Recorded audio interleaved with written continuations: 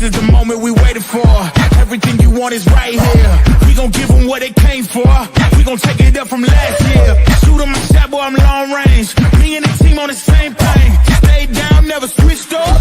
Only thing changed was the game. I'm in the zone now. Nothing can change what we on now. When I pull up, know it's going down. Foot on the gas, ain't no slowing down. Aiming for greatness, no settling. Kick down the doors, they won't let me in.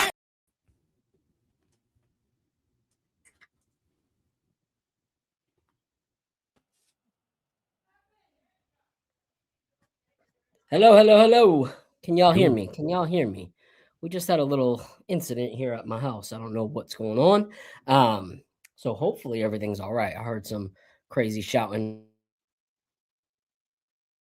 And my mom, because I'm visiting family over here, asking what happened. Is everyone okay? So I'm going to check on that in a minute. But thank you guys for being here. I don't want to start this off super energetic like always, because I want to start by taking a moment as the Knicks community and kind of having a moment of silence. For those that are part of the Knicks Twitter community, you all know who E was and is, and the amazing Knicks fan that she has always been. And besides being an amazing Knicks fan, always been just a loyal friend and a loyal supporter since day one. E has been absolutely incredible. And so I want to give a moment of silence. But first, I want to just give a little story about E so you guys know what kind of person she was. So a few years back when, me and my brother were doing content and it started to blow up, her and I had been talking like crazy. She was mad supportive of everything that we were doing, mad supportive on Twitter. And I was going to be around and her and I were like, yo, we got to link up. We got to meet.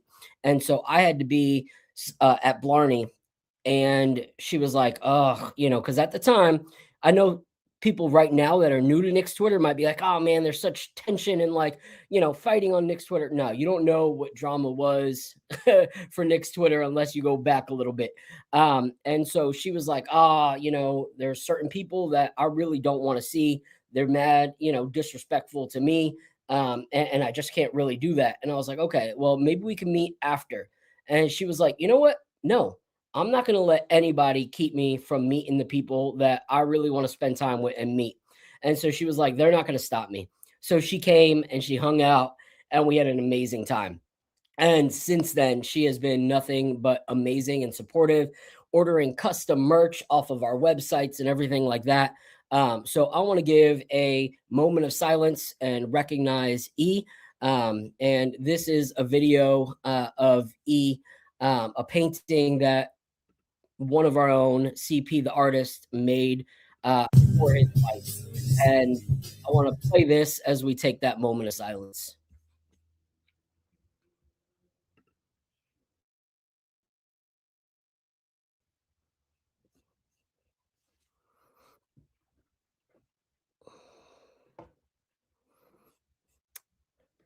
So shout out to E. I want us to win this chip for her. I want her to know that as we raise a banner this year, we're all thinking of her. But real quick, might be weird for some of y'all in the chat, and I'm okay with that. But her husband, Jesus, is an amazing guy as well. And so I want to pray real quick that, Jesus can be comforted in these times, because I can't imagine losing my wife, losing, someone that close to me. And he's experiencing that right now. And I don't want to take that for granted. And I don't want to also act like, oh, well, I sent him a tweet. I sent him a message. That's enough. I don't. I want us to continue to think about him as the Knicks community, continue to send good thoughts and prayers up to him, up for him. So, dear Heavenly Father, God, I just pray right now for Jesus. I pray that this would be a season of mourning for him that is healthy, that he is surrounded by people that he loves, people that care for him, people that want his well-being and are willing to be there, to be a shoulder to cry on, a person to offer advice, a person to pray over him. And I just pray that as the Knicks community, we would surround him, that we would constantly be around and willing to hear out whatever he's going through and just be a listening ear, because that's sometimes all we need in a moment like that. So I just pray that you would give him peace right now. I know it's hard to pray for something like that in such a hard time, but I pray that you would give him peace and that he would be able to just feel comforted knowing that he is no longer in pain and that, she no longer has to wrestle with the burden of cancer, God. So I just thank you and I praise you and just pray that Jesus feels loved and comforted. In Jesus' name, amen. All right. So what up, Apollo? What's going on, bro?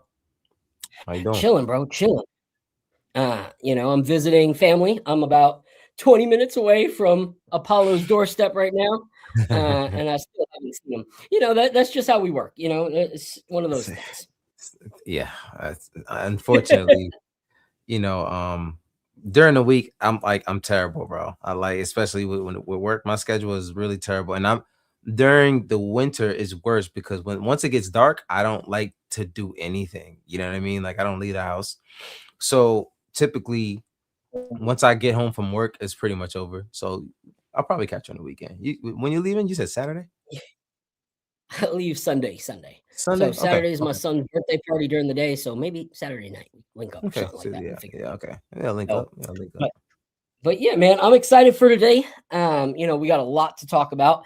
We went on a brutal 4-game losing streak. Like we as fans have experienced losing streaks. I feel like this one hit different. Like it was just since going from our last episode, since we took off last week, we faced a lot of punishment, like a lot of punishment. And so we got to at least fight out of that last night, which I'm thankful for. Thankful that we were able to, punch ourselves out of a corner. But there's still a lot of things that we saw in these last 2 weeks that, need to be talked about. A lot of rumors that are going on now that the official first trade has been done, and it was a bigger name trade. So now it seems like a lot more trade talks are starting to happen all around. And we also have a really, really dope whiskey brand by the name of Blackwood Distilling Co. Fire labels. And we will be cracking open 4 of their variations throughout the show. But during a portion of it, we will be talking to Zach Johnston of the brand and kind of getting a little bit about the story and hearing some of his back in the day Knicks fandom. He hasn't really been a basketball fan since, but he has some stories from back in the day. So we're going to chop it up with him about that. But before we do, thank you to everyone that's in the chat right now. Shout out to my brother, Celso.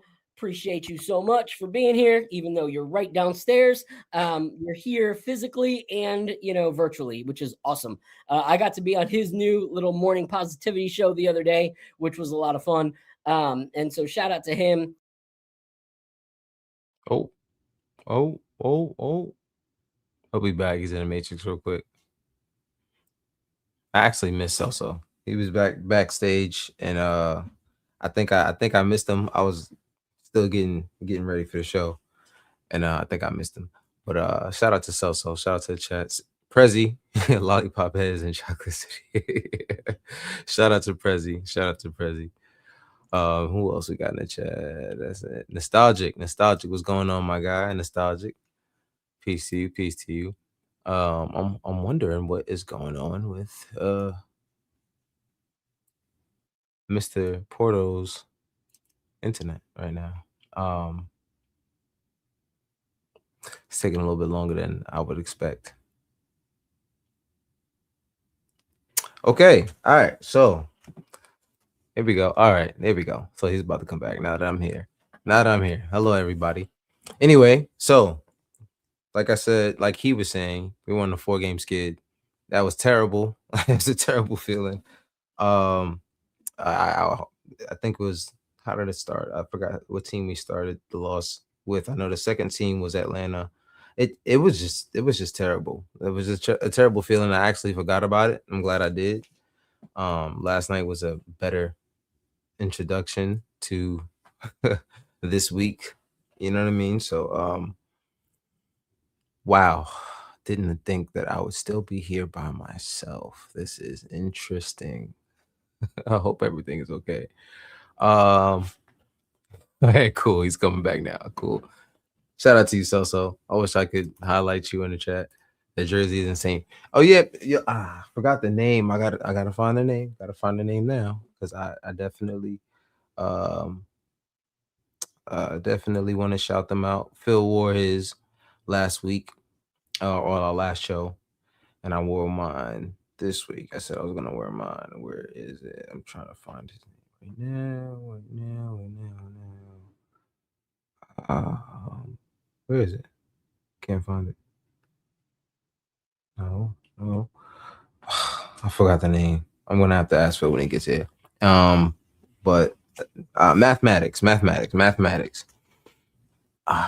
gotta find it. Shout out to mathematics on this fire jersey. They're in Boston, so like you said, when you go to their page, you're gonna see Mathematic Athletics. Shout out to them. Like I said, this one it was the Harlem version. I think Phil had the Bronx version. Number 2 Harlem. It's fire. And it's real authentic.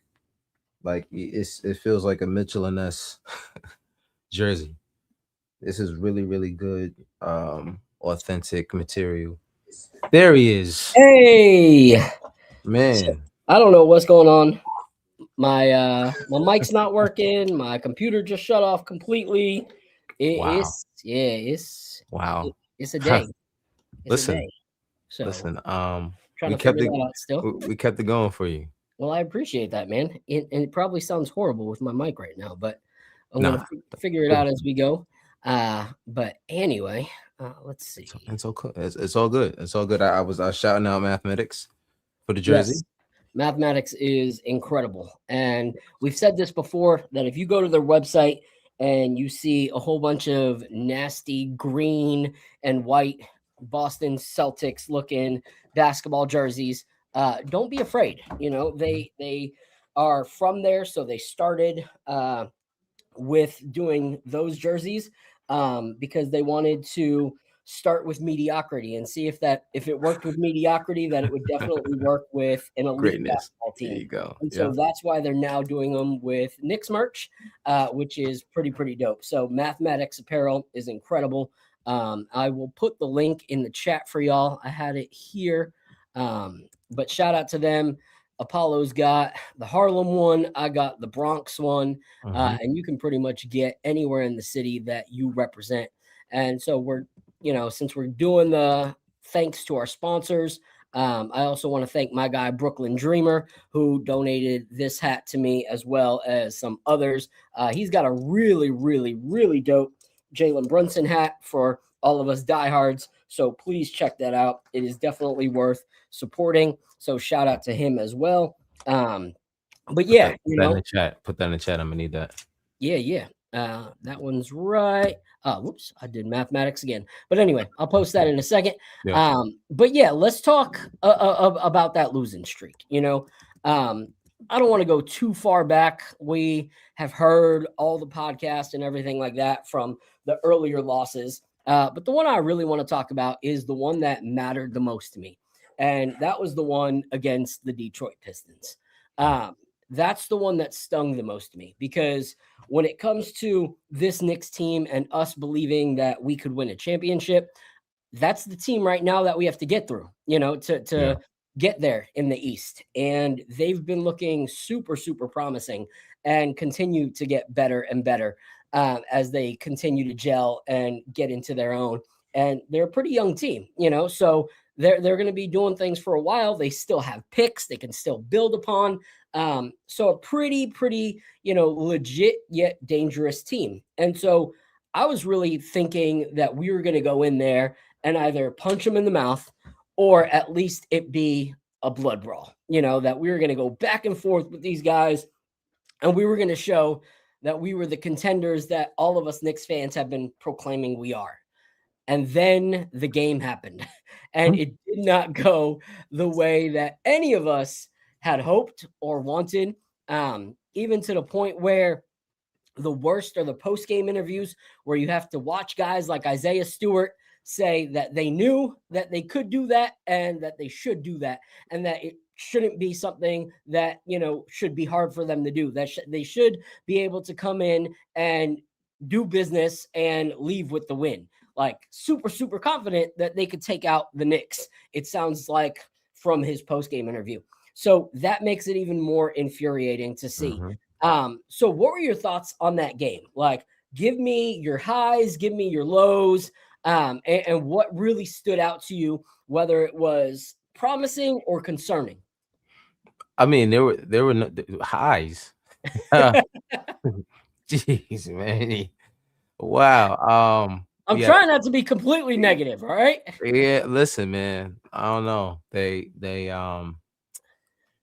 I don't know. They just didn't look like a team that wanted to win that game. I also think, I mean, honestly, I knew that the Pistons were going to come in with Isaiah Stewart and they were going to try to beat us up because of how our last appearance with them went.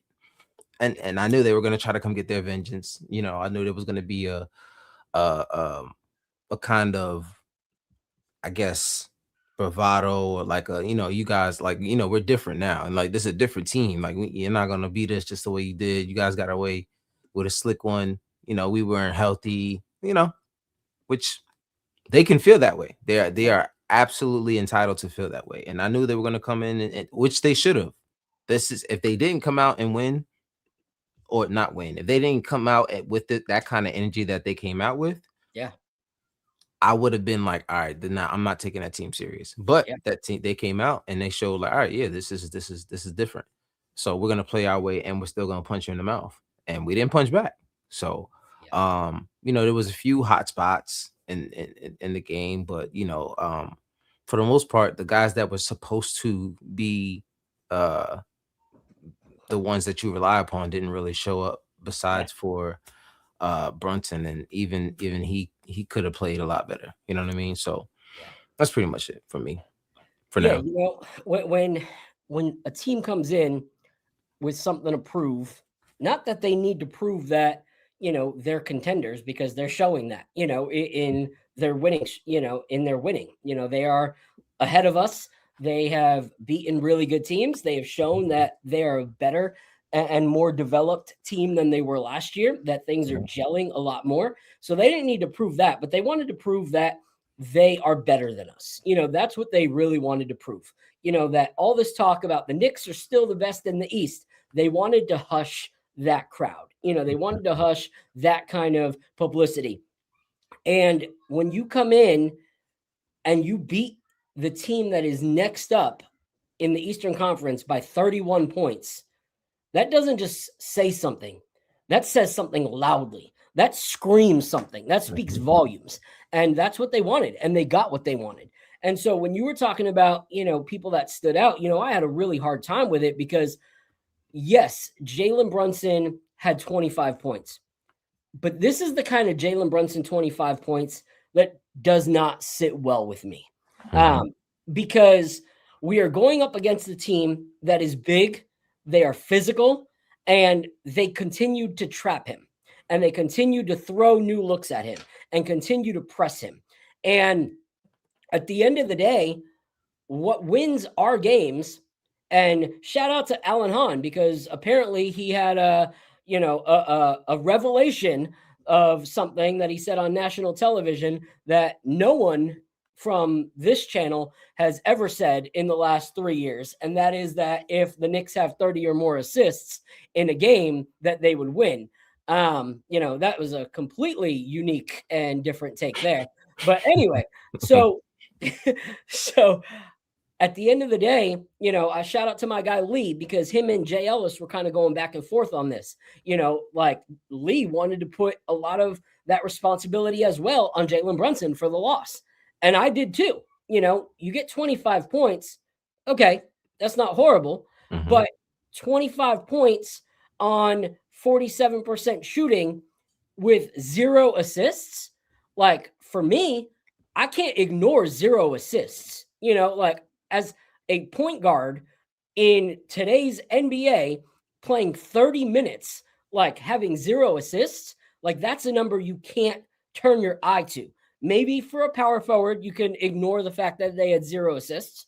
Maybe for a small forward, you can ignore the fact that he had 0 assists.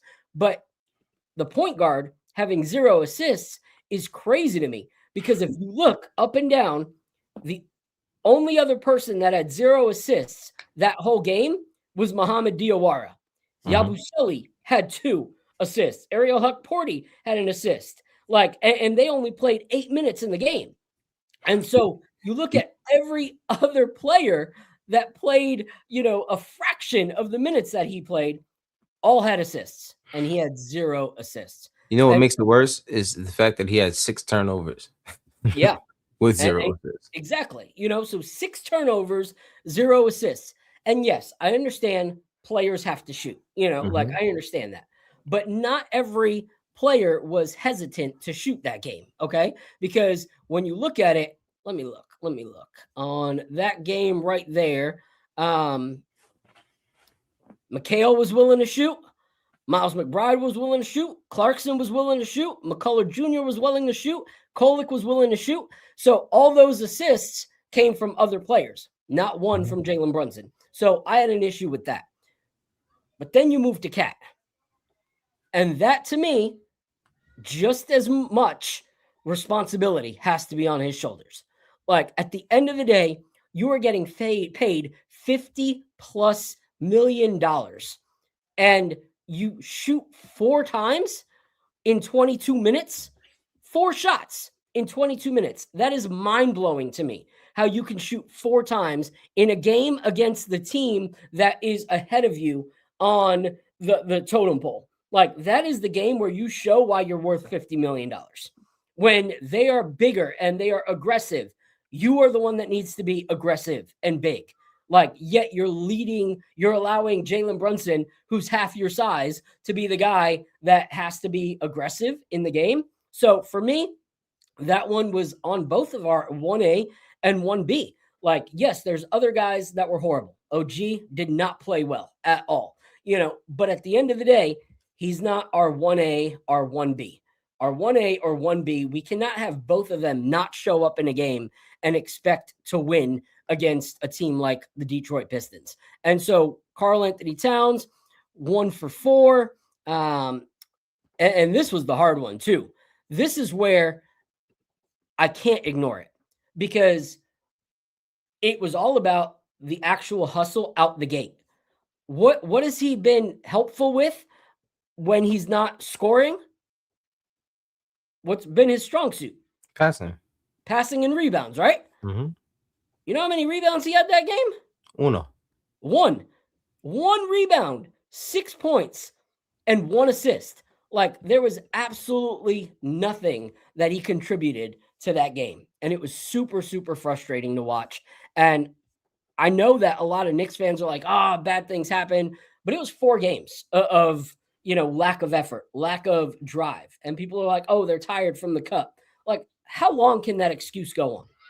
Like, isn't there like a mercy rule on how many days you're allowed to use that? Like, right. Isn't there like a time where you go, okay, enough? When are they actually going to earn their $50 million?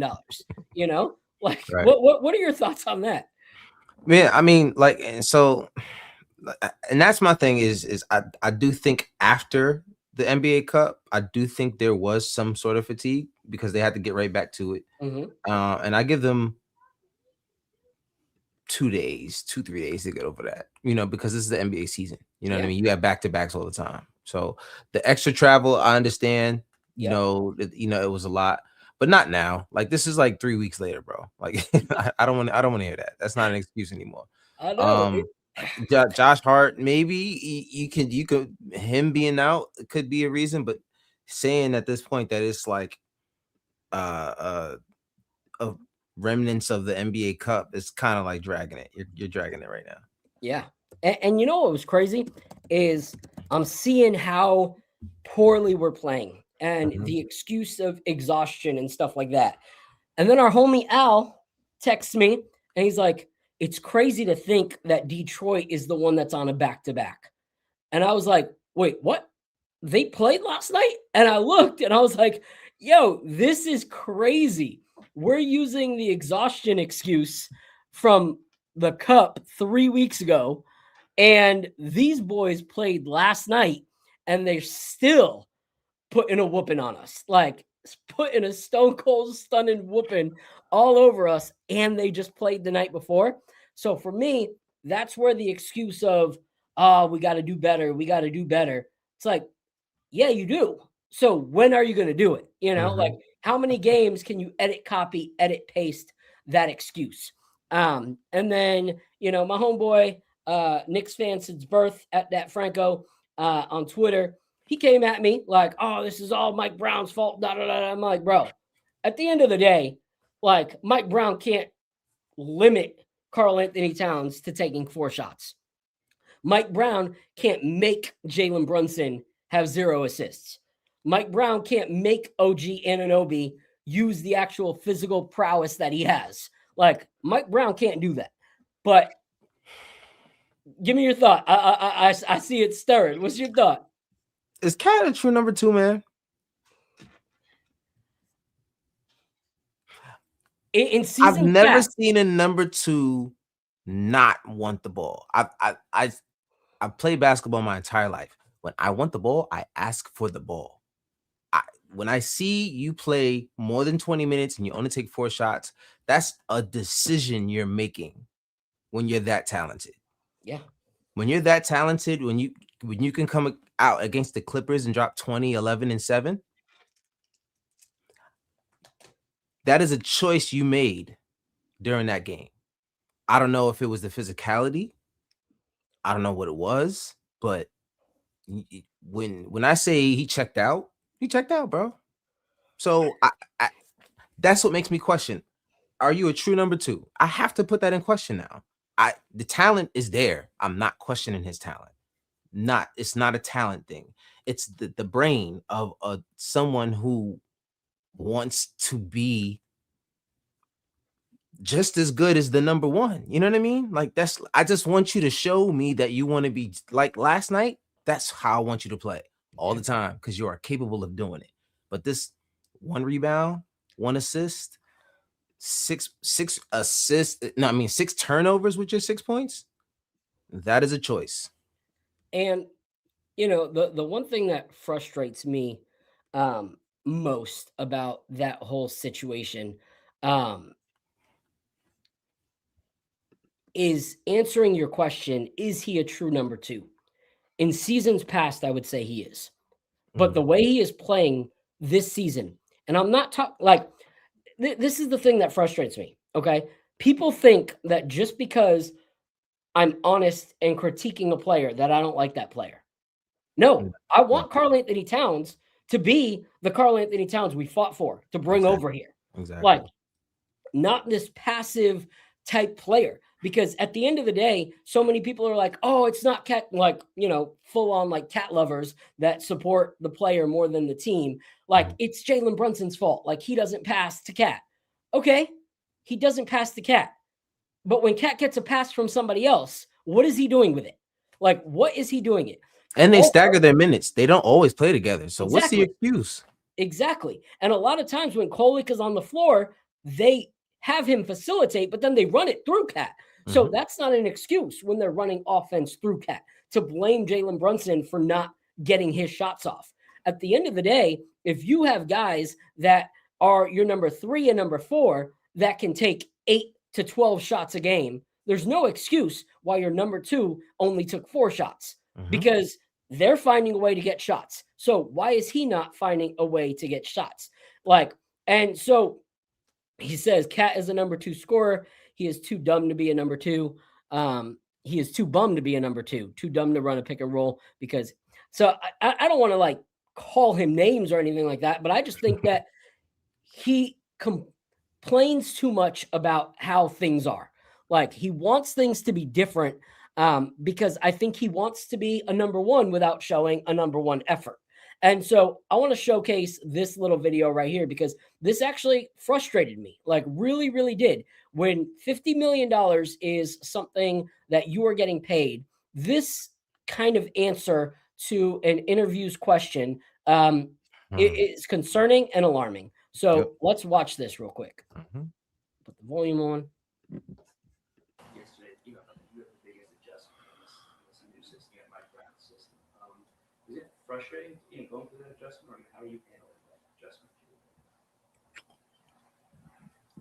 You know, I just lean on my experience. I've unfortunately had to adjust to a lot of head coaches, so, and a lot of new teammates and situations and stuff. So I'm just leaning on my experience and knowing, we gotta do what I gotta do to move forward.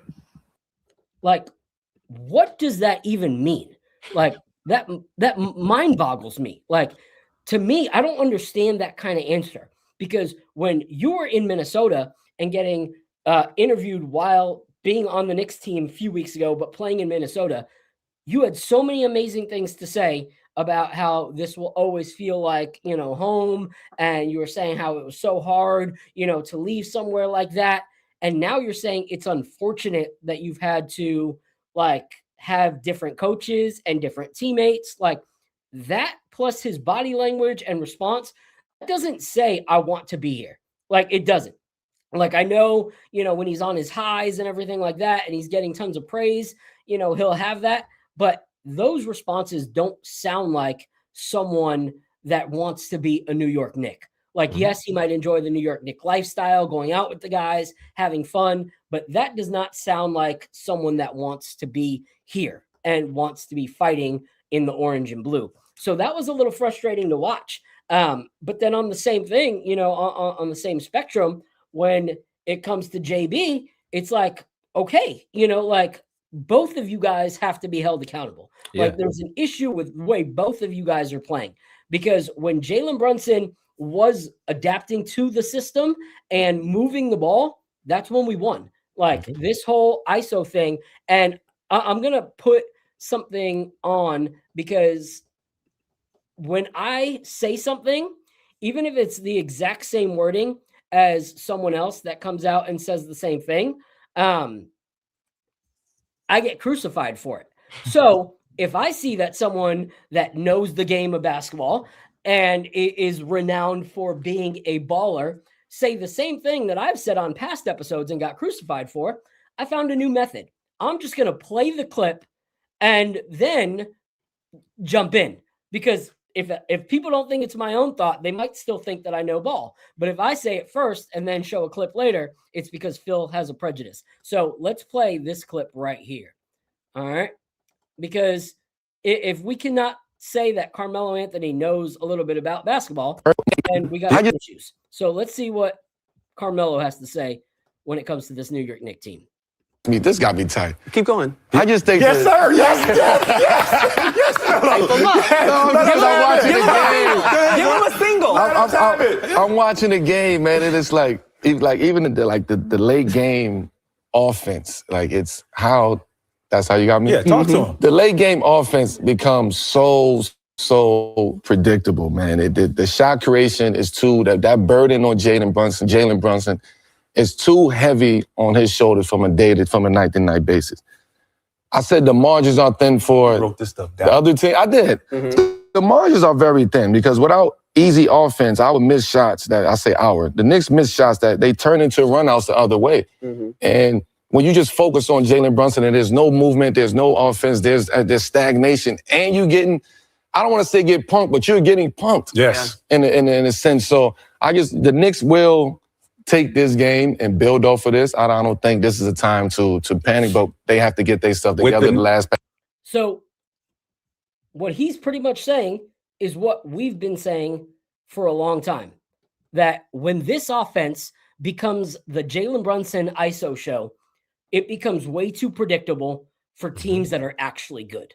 Like, we're not playing the Brooklyn Nets and the Washington Wizards every night.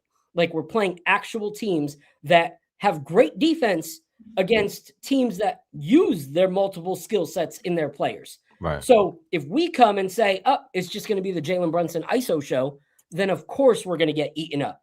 And so, coming from the mouth of one of the best scorers of our time, like, being able to say, this offense is totally predictable, and the defenses are going to continue to eat it up if the ball doesn't move. So what are your thoughts when it comes to how Jalen Brunson played that game and that stretch of losses? Because that's what we saw in that stretch.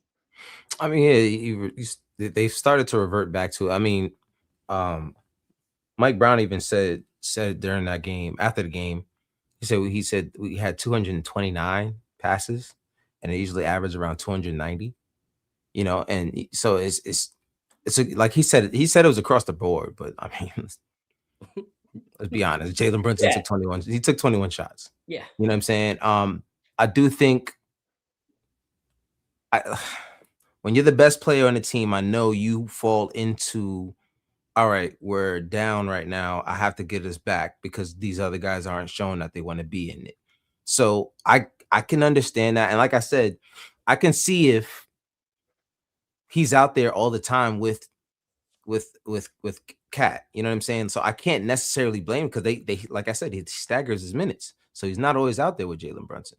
So you can't necessarily blame him for how bad Cat played. He did try to put the cape on at some point. So it's like he said, like Melo said, it becomes predictable. And like we've always said, it's predictable offense. And that's kind of what was going on last year, which is why we ended up losing the way we lost in the playoffs because of that predictable offense. It's the same thing. So, you know, like I said, if Coach said himself, there's a lot less passes than we averaged that game, then that is a clear sign that you guys are going away from what the system is, because he's keeping track of it. If you average 290 passes and you only pass 229, that's a steep decline in one game. You know what I mean? So yeah, man, I think they have to get back to like they, you know, eventually did, but you got to get back to that system of swinging the ball and trusting your teammates, especially if you're Brunson. I know you want to be that guy, and there's certain points where we need him to take those shots because guys literally throw the ball to him with 5-6 seconds left. Yeah. So I see that happening, but at the same time, there's no ball movement. Yeah. You know what I mean? So, you know, it's something that has to change. And to Sherwin's point, you know, Sherwin saying Melo was just saying Brunson needs more help. Yes, but that's twofold. Like at the end of the day, if I'm saying, yo, I need help, and yet Apollo's like, yo, bro, I got you. I'm right here. What you need, bro? And I'm like, oh, I need help. And Apollo's like, yo, bro, I'm right here. I got you. I know, bro. Thank you. I need help. Like, do I really? I'm not seeking the help, you know? So at the end of the day, no, Cat has not played well, you know, but at the end of the day, there are so many other people on our team, you know, that we got to find a way. Like 0 assists is not Jalen Brunson needing help. Like that's crazy. You know, if Jalen Brunson was passing nonstop and, you know, it was brick after brick after brick, but like I said, everybody else was on the assist board. You know, everyone else was contributing to the assist factor. Jalen Brunson didn't, you know, and Jalen Brunson's, you know, arguably my favorite player on the team. You know, like Kolik's competing with him right now because I feel like that kid is the future. But I'm not being critical. I'm being like observatory of what I'm seeing from Jalen Brunson, because I know that there's so much more, you know, that he has to offer. And that's the frustrating part. But if we're going to be critical, we can also throw some flowers to some of the players, you know, in that game, because even though that was painful, there were things that were the bright shining star at the end of the day. And I know it's hard to say that, you know, like when I asked you, you're like, what am I, you know, what am I looking for in like happiness here? And that's because it was so bad. But when you look at the numbers and you look at Miles McBride coming in that game, and Miles McBride still putting up 6 for 9 and 5 for 6 from 3, like that's crazy. And it's even more crazy because he just came back from injury, you know, and so many times you go, oh man, like this is crazy. How are they going to come back from that injury? How long until Miles McBride gets back into the form that he was in, being one of the best 3-point shooters this season? Like, is he going to, you know, take a few games to get back into that? And he just jumped right back in. Matter of fact, since he came back, his 3-point percentage has been astronomical, like straight through the roof. One of the best in the league. Exactly. So you got to give, you know, that kind of recognition for something. if you're going to also critique all the bad, because that was the promising. So the stat right here is that he is averaging 16.6 points and shooting 51.4% from three since his return. That's just crazy. 51.4% from three. So shout out to Miles McBride, because that was incredible. Like, that was absolutely incredible. Watching him, even in the midst of our team getting destroyed, he definitely was not the reason for it. So shout out to Miles McBride. Also there, even though he didn't have extended minutes, Kolek looked really good with, 3 rebounds for Kolek. That's crazy. An assist, and, contributing 9 points. Not his best scoring night, but contributing in other ways as well. So were there any other, guys that you saw in that game that stood out to you at all? I mean, nah. Jordan Clarkson, he did something a little bit. But you expect more from him, Nobody more than what Kolek and Miles McBride brought, especially given the fact that Miles came back from, and that's what I was worried about when he was out, is that I'm like, oh man, like he was on a heater before he got injured. And I was hoping that he can come back and still be, able to shoot at the level that he was shooting at. And that's exactly what he did. He came back and got right back to business. So yeah, I would say McBride for sure. Yeah. And so shout out to Size 9 in the chat. Some really great points. He said, imagine if we stayed patient. We would have a backcourt of McBride and Grimes. The real clamps are us. Grimes was on our beep in that Sixers game. Yeah, I'm not going to lie, bro. Like, that's one of those players where it's like, the one that got away, that you're just like, oh, that one still hurts, you see the highlights of Grimes and the growth of Grimes, and you're like, man, that's one. I don't get that feeling for Quickly. I don't get that feeling for RJ. But when it comes to Grimes, I'm like, man, if only We could just held still on. had him. I think I felt that way a lot about Grimes, but the only reason why I can't really be too upset is because he actually wanted to leave. Like, oh yeah. So that's the only reason why I couldn't feel bad, because at the end of the day, as much as I want you to be a Knick, if you don't want to be here and I actually like you as a player, listen, I want you to be happy. You know what I'm saying? Like, go where you like I did not hate Grimes at all. You know what I mean? I really like the kid. So I always the hard part was that he didn't want to not be a Knick. That's he didn't want to be a Tom Thibodeau Knick. Exactly. That was his gripe. And so he that was mad about Tibbs and how he was being run, and exactly. So that was unfortunate.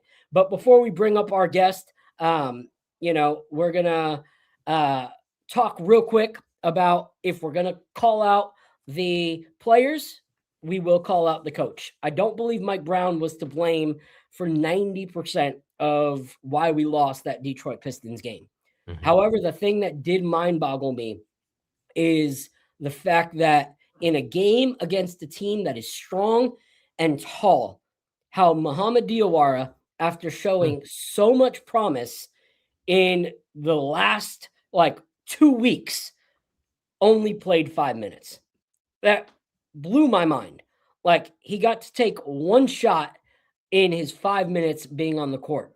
And so that to me was absolutely ridiculous. Absolutely ridiculous. And I agree, nostalgic, insane. That was the worst call. So Mike Brown, step up. When it comes to stuff like that, I'm thankful that you're willing to try new rotations. You're willing to take players out when they're looking rough, but you got to look at the situation and give a player like Diawara, who's been working great, an opportunity to shine. And so I want to bring up Zach Johnston because he's got a hard stop at 9:15, and I told him we'd bring him up at around 8:45, and it's 8:45 now. And so I want to bring him up, talk a little bit about these whiskey pours, and then we're going to go back into the Knicks. So right now, I'm going to bring up Zach Johnston, and him and I connected through social media, I was nonstop like seeing this brand pop up on my Instagram. For those of you guys who don't know, besides the Knicks content, I create whiskey content. I work with whiskey brands. They send me bottles. I take photos. I give reviews. Some of them pay me to like rap and like have the review tasting notes in my raps. It's actually a lot of fun. It's fire. But at the end of the day, it's something I love to do. And so I started seeing this Blackwood Distilling Company continue to pop up. And there's a brand called Bourbon Outfitters that you can buy whiskey from. And they kept popping up, with this Blackwood. And I'm like, yo, who is this Blackwood? And so I tasted it and I was like, all right, bet these boys need to be on the show. I need to highlight good whiskey. And so without further ado, I'm going to bring up Zach Johnston from Blackwood Distilling Co. What up, Zach? Hey, Phil, how you doing? Apollo, nice to good, meet you, man. man. How you doing, This Zach? is my guy, Apollo. We appreciate you being on the show. Let me give the Well, love you guys, man. Thank you for having me.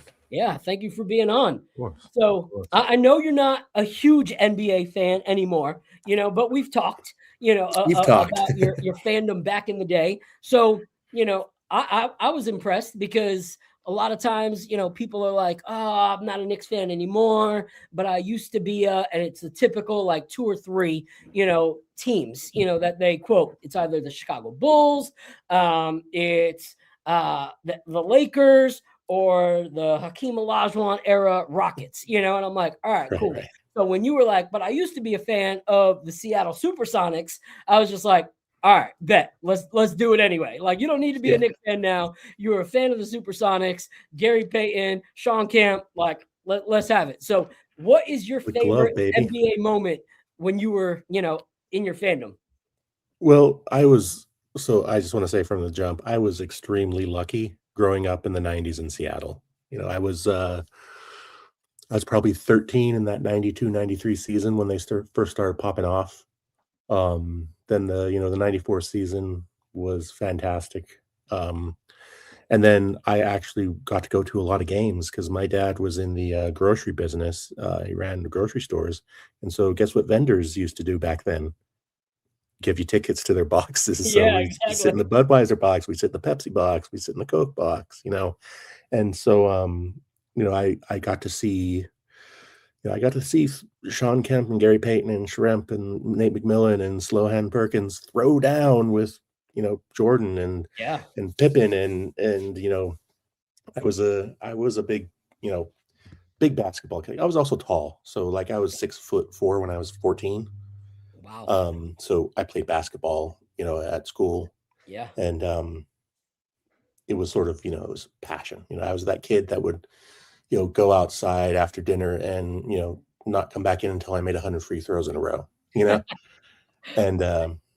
and so probably the best moment for me was that a 96 championship. I got to see both of the Seattle games that they won in Seattle against the Bulls. I mean, I was aware enough. I was almost 17 at that point. So I was aware enough to know that, obviously Jordan and Pippen, those guys were saving themselves to go and win at home. And, but they were still hard fought games, man. And they were fun and they're amazing to watch. And, that will always be an unattainable high point to ever have again, because you're there with your old man, you're a teenager. It's, two of, in my opinion, some of the best teams that ever played in the league. And then, 98 to 08 was pretty dire time for the Sonics for various reasons. And then, when they sold the team off and moved them to Oklahoma City, it was sort of kind of killed my fandom, because I feel like Seattle was such a iconic basketball city. Yeah. Because, Seahawks, Mariners, all that, that's all fine. But it was truly like the end of an era. And it was just sort of like, I still like watching a game every now and then. Yeah. I'll watch. I'm a West Coast boy, though. Sorry to your East Coast fans and the Knicks. No, you're fine. We all have our shortcomings. It's all right, bro. Yeah. I have to watch Steph Curry now. It's terrible, I tell you. Yeah, exactly. No, like I'll catch.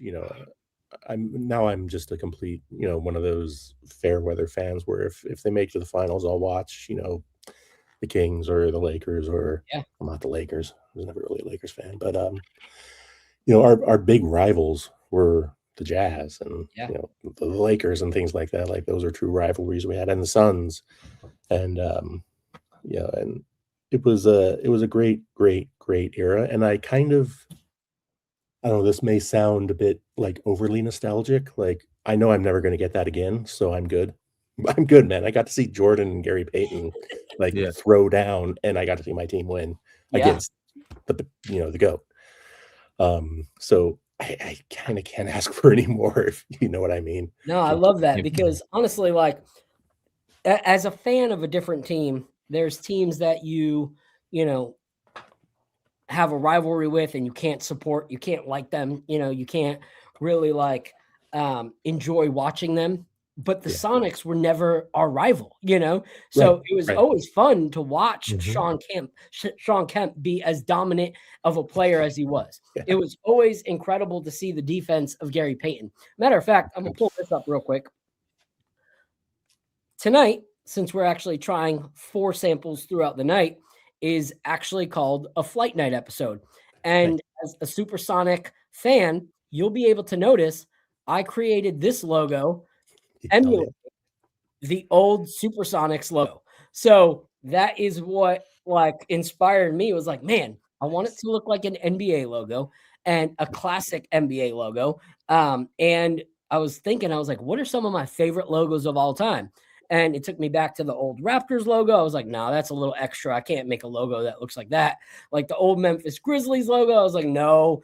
And then I was like, Supersonics. They're not even in the league anymore. So it's totally okay to use it. So I created the logo in honor of the Supersonics logo. So kind of worked out tonight having you on a Flight Night episode. It But, looks great, man. So from child outside playing basketball, hitting free throws to then being in the whiskey industry. Like, how did you get into the whiskey industry? So I'll give you the Cliff's Notes version because I'm Oh. sure you guys want to get back to the Knicks. And I get can't hear some you. whiskey Apollo, tasting. can you hear him? Oh, I can hear him. I can hear him. oh, did I cut out? Hello. No, I can hear you. Can you hear me, Zach? Oh yeah, I can hear you guys loud and clear. Okay. So it's just Phil. Right. It's just Okay. Phil. All right. Good Oh, There he goes. There he is. He's got there it. it is. Okay. I'll give you the Cliff Notes version because it's been a year or two. I got into whiskey on a trip to Ireland in 2000. My girlfriend and I went over for St. Patrick's Day, spent 2 weeks. Happened to coincide with the reopening for the first time of the Jameson distillery experience in Dublin. Brought home a whole bunch of Irish whiskey bottles that I was really into. Back then we drank a lot of Austin Nichols Wild Turkey because used to go to Tenleytown Liquor in DC and get a handle of Austin Nichols Wild Turkey for $9.99 on sale, and it was an old glass bottle with a literal handle on it for parties and things like that. And so I then actually got into Scotch on a trip to Scotland in I want to say 2005. My father-in-law was a Talisker guy, and he got me into Talisker, and I, sort of got into those sort of whiskeys as an extension. And then fast forward to 07, 08, I was living in Los Angeles, and my best friend there, he was the manager of Vendome Liquor on Riverside and Cahuenga and Studio City, which was sort of like the liquor store for the studios. And so they'd have tastings once a week for whiskey, for bourbon.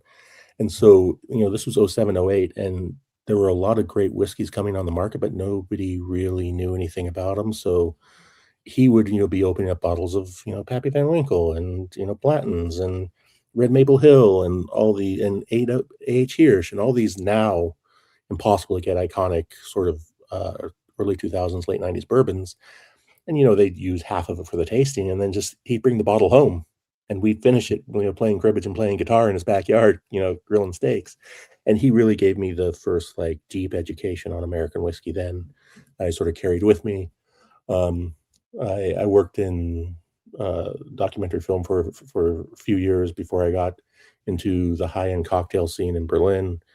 Did some competitions in Havana Club and Bacardi Legacy and stuff like that, like high-end cocktail scene. And that sort of part, I had a why in the road where it was like, do I want to buy and open my own bar and be my life? which is a very specific life choice because of the hours you have to live and the lifestyle you have to live to do that? Or do I need to parlay this into something else? And that's when I got into media, like food, travel, and drink media, and sort of focused that in on eventually being in whiskey media. And so I was at Up Rocks for about 8 years and sort of helped launch their lifestyle section with this wonderful editor, Steve Bermucci, who helped shepherd me along there and sort of gave me the tools I needed to, write about whiskey and write about food in a very tangible way. And then I became a judge at San Francisco World Spirits and IWSC and things like that, and kind of got to the point where I needed to be in a whiskey region. So I moved to Kentucky in 2022, and with the idea of, fading out of media and fading into the industry in a role, because I have been in booze on the customer side and bars. I've been booze on the media side and the PR side and in Up Rocks, and now I've been on the industry side for the last 2 years. And so Blackwood came calling back in spring of 2024. I'm going to say March 2024. And they were starting to expand out of Kentucky for the first time and wanted to bring me on, since I worked, overseas for a long time in the booze industry and had a pretty deep Rolodex of people and knowledge. And they brought me on to expand the brand out into further in the US and then also overseas. And I think that's enough about me. How about I tell you about the whiskey, because it is cool. Like, I know you showed the bottle a couple times. And your mic is can't now. We can't hear you. Yeah, I can't hear you, Phil. Sorry. This mic. Thanks, Apollo. Nope. Okay, I'll talk. Yeah. Mm-hmm. So sorry about that, guys. So it's a really cool brand, like, because it came to a point where I was close with a whole bunch of people, and I've been on the inside for so long that sort of everybody. And the thing that always attracted me to Blackwood from the jump when I met him in 2021 was the fact that the brand story was real, and also it was contemporary. It wasn't about, we have some, great grandfather who invented this recipe that a enslaved guy actually did all the work for, but we're going to ignore that and just talk about this, white dude, which is a big thing in this industry. Instead, it was about, Guinness McFadden, who owned Blackwood Stables, won the Kentucky Derby in 2019 with Country House, which at the time was the longest odds ever of a winner of the Kentucky Derby, 65-1 odds.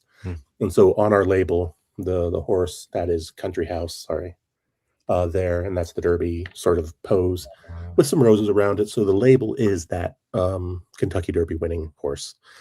Guinness decided in 2020 to turn Blackwood Stables into Blackwood Distilling, ended up selling his horse stable operation to go into the whiskey business.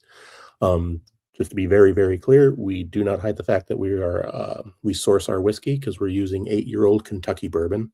It's got a 75-21-4 mash bill, if that means anything to anybody. Right. But what our process is and what makes us unique is our finishing process. So we're taking 8-year-old Kentucky bourbon, 7-year-old Indiana whiskey, rye, 95.5 rye, and we're putting those into new toasted barrels from Kelvin Cooperage. Kelvin Cooperage is a very small family-operated cooperage here in Louisville. Father and son from Scotland came over here to literally just make barrels, whiskey barrels for the bourbon industry. Wow. So they make excellent barrels by hand with a crew of about 65 people. It's all old school. It's really cool. And they make 3 barrels for us. They make a medium toast barrel with no char, which is very unique in the whiskey industry, and a char 4 and a char 2 barrel with medium toast heads. So all the barrels have toasted elements to them. And that's why we're a toasted finished bourbon and toasted finished rye. Okay. Now, the sort of unique thing to us specifically is we're not doing what everybody else in the industry does in the finishing process. Everybody else will bring in their barrels, whether it be barrels they have or barrels they source. They'll batch all that whiskey into a vat, and then they'll fill up all of those finishing barrels to the top, 53 gallons, because you spend a lot of money on these special barrels. You want to get the most out of them, right? Yeah. Get the most amount of liquid. We don't do that. Every barrel we bring in, we rebarrel 1-to-1 in a new toasted barrel. So because it's 8-year-old Kentucky bourbon, some of those barrels are half full. Most of them are like maybe 2/3 full. Some of them are less than half full, and that's fine. What that allows is for more interaction between those freshly toasted wood sugars and that new toasted barrel to interact with that already well-aged distillate. So you're getting a bolder, more filled out flavor profile in the whiskey. I love that. Because when we sort of started this process, well, I wasn't, like I said, I came on in 2024, but when Guinness and Justin Sloan started this process, they looked at where whiskey was and where the gaps were sort of in the modern whiskey offerings. And one of the gaps is nobody was really creating a vintage rye and a vintage bourbon profile. There's a lot of people chasing vintage whiskey, you know, the old Granddad, the old Wellers, the old Fitzes and things like that from the 50s and 60s, but nobody was doing that now. Yeah. And so this was our attempt to try and bring that profile into the modern era in a modern whiskey. I love it. So that, you know, because those vintage whiskeys, you know, they're not far and few between, but they're dwindling quickly. Yeah. Yeah. And so this is sort of that's why the profile, I like to say, is it's just more filled in. So you get those wood sugars giving you a little bit more. There's going to be a little bit more sweetness on the rye that we'll see in a second, but also just the bourbon is just fuller. Yeah. You know what I loved about it when I cracked open the samples and everything like that was I love innovation. Like I love innovation, you know, so the brands that are doing, you know, some cool finishes and, you know, some different ways of doing things, it's cool. But sometimes I just want the classic bourbon notes. You know, sometimes I just want classic bourbon, and I'm a toasted fan, you know. But so when I tried both of them, what I loved was that even the regular toasted and then the barrel, you know, the 105, you know, right here, which the 105 regular and then the 119s or the one whatever for you know those, even those tasted so different, but they still had the classic notes that you love. And I do love ryes, but I've said it on the show sometimes some ryes are so spicy or, you know, so minty that it's hard to share with certain people, you know, because for me, those kind of bottles are similar to the Isla scotches that I absolutely love. Not everyone's going to come in and have a pour of that, you know, that's just not going to happen, you know. So what I loved about these is like, it fits my whiskey palate for someone that's been on the whiskey journey for a long time, but it also would fit the person that's coming in. And I'm like, hey, let's introduce you to something new. You know, like I know you've had, you know, a few of the, you know, like Buffalo Trace type stuff, but now let's show you something else, you know, and it'll give them the bourbon notes, but it's not going to like be so much mint or so much spice that they can't actually enjoy it. So that's what I absolutely love. So I'm going to crack open first this toasted 105 bourbon. So initially, while he's doing that, I love that sound. Yeah, we had a barrel strength product for each, the bourbon and the rye, and those usually came in at 119 proof, 118 proof, depending on the batch. And our batches are two very small batches, so we're talking 9 to 12 barrels per batch. And then in 2025, we released toasted 105 bourbon, toasted 105 rye, and the 105 is the proof. So we're putting a little bit of water in there just to bring the proof down from that 119, 118 to 105. We found that was the perfect like sweet spot where we were still keeping that depth and full flavor without sacrificing any, you know, detail. And so what you have with the 105 is you have something that still feels like a classic high-end bourbon, but you can also play with it. Like if you want to throw it on the rock, throw it on a rock. If you want to mix it into a Manhattan or old-fashioned or a whiskey sour, whatever, it's going to stand up and it's going to elevate that cocktail because you're going to still feel the depth of the bourbon in there. And I love that because a lot of times the toasted of a brand is like their specialty release, you know, but there's nothing of a similar palette that you can use for something like a cocktail, you know? And so for me, an old fashioned with toasted rye or toasted bourbon is perfect. But a lot of times those are the high end bottles and I don't want to spend, you know, that much on a high end bottle that I'm going to make an old fashioned with, you know? So I like that there was the same variation of it. And one thing I say is all the time, drink your whiskey how you like it. Like I'm not a add water to it kind of guy because I just like how it tastes straight up. But what I love about what you guys did is it's not up to just like interpretation of like how much water is good. You know, like some people, you know, they'll be like, oh, try this. And they'll put some water into my like thing. And I'm like, I don't like it anymore, you know, but like you guys knew the flavor profile you guys wanted and you guys added the water beforehand, you know, to be like, hey, this still keeps the integrity of the flavor profile that we're releasing at a higher proof, but it's tapered down for more of an easy sipper, more of a cocktail, you know? And listen, man, like there's, you know, we're out there in the streets every day pouring this whiskey for people and seeing their reactions. And as with everything, you know, the real reaction is that first smell and that first sip before your brain can think of something to say. And, you know, you read those people's faces and, you know, not everybody wants a barrel strength whiskey, man. Like it's not for everybody. Yep. It's more so barrel strength chasers. That's the niche, not the standard.